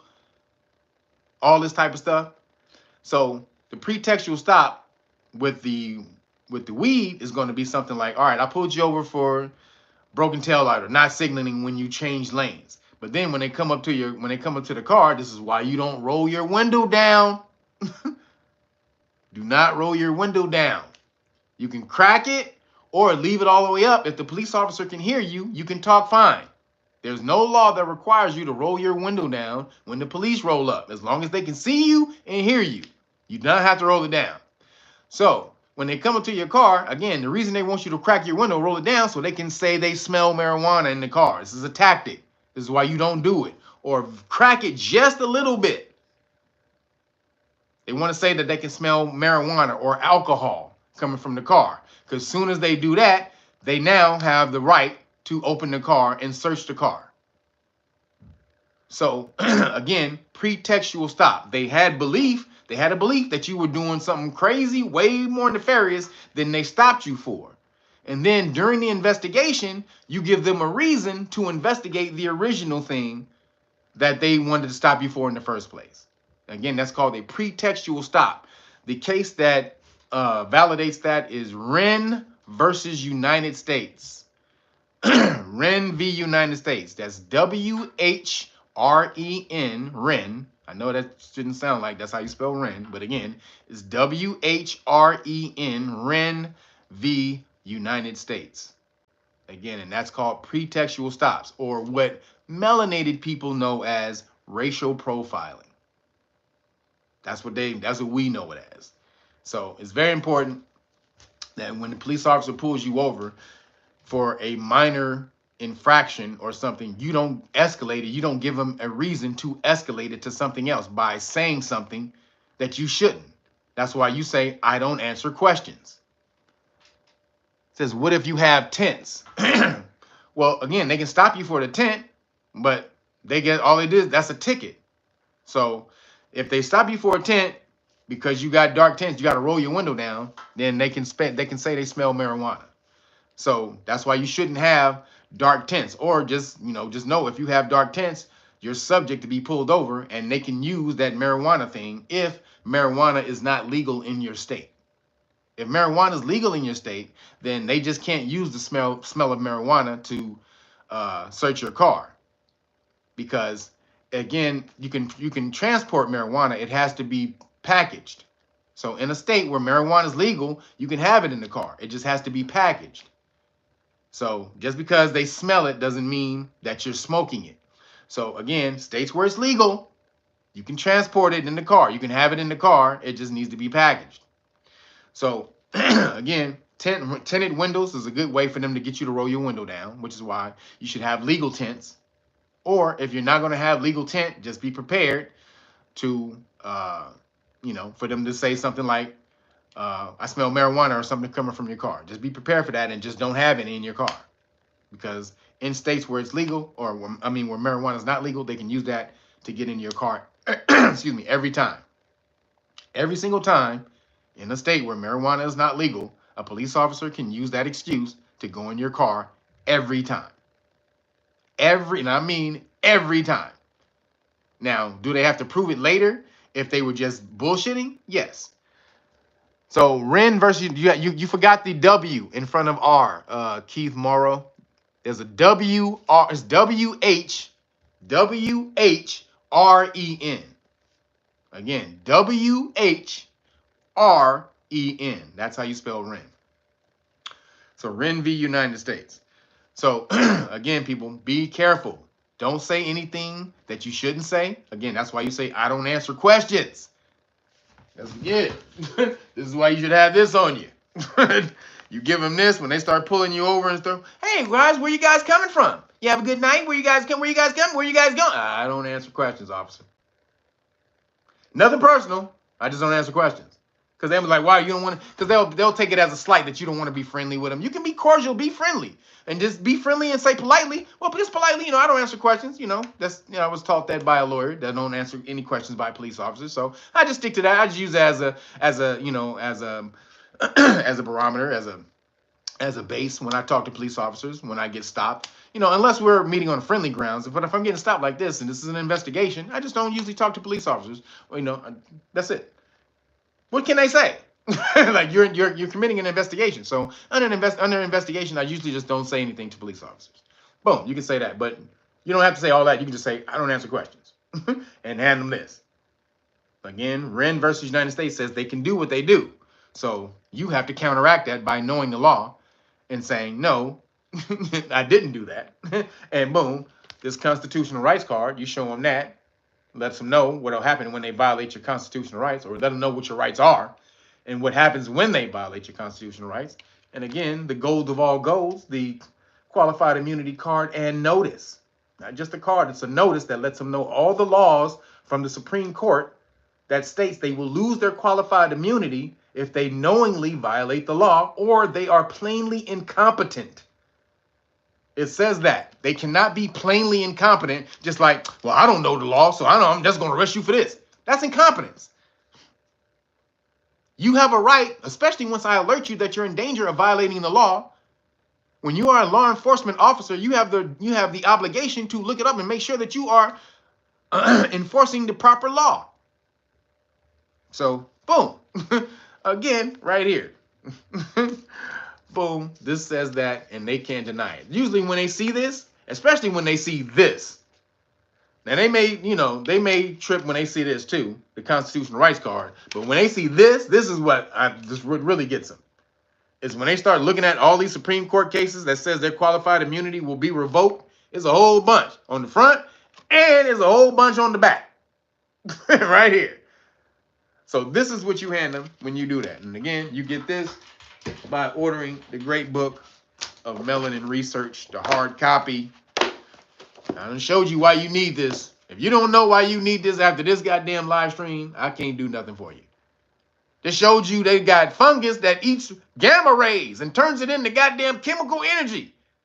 Sugar, glucose. That's exactly what your melanin does. That ain't different melanin than the goddamn fungus than it is on your body. It's the same fucking melanin. Your melanin does something called radiosynthesis, which is way better than a plant, because a plant can't convert its ambient energy, the ambient heat and all that around into energy for itself. It can only do that from the sunlight. But you, on your godness, can absorb all the shit. Sunlight, light, regular and fake light, heat, sound. Anything that radiates energy, you can absorb it, and it converts it to carbohydrates or glucose for your body, energy for your body, chemical energy. So it says that in this book. Get the books 1 and 2, the hard copy, and you get the whole police stop law gambit right here. One of these. And remember, you only get one. So let me know, blue, red, or golden dragon right here when you get that. And it's the Know Your Rights Manual, everything you need to know about police stops, which are Terry stops, which are pedestrian stops on foot, and traffic stops. All right, so everything you need to know about pedestrian stops, stops on foot, and traffic stops, right here.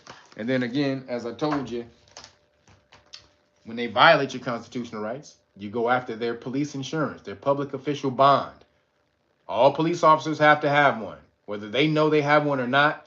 Either they know they bought one, or the city paid for it for them and they don't know they have it, but they do have it. And you can go claim it when they violate your constitutional rights.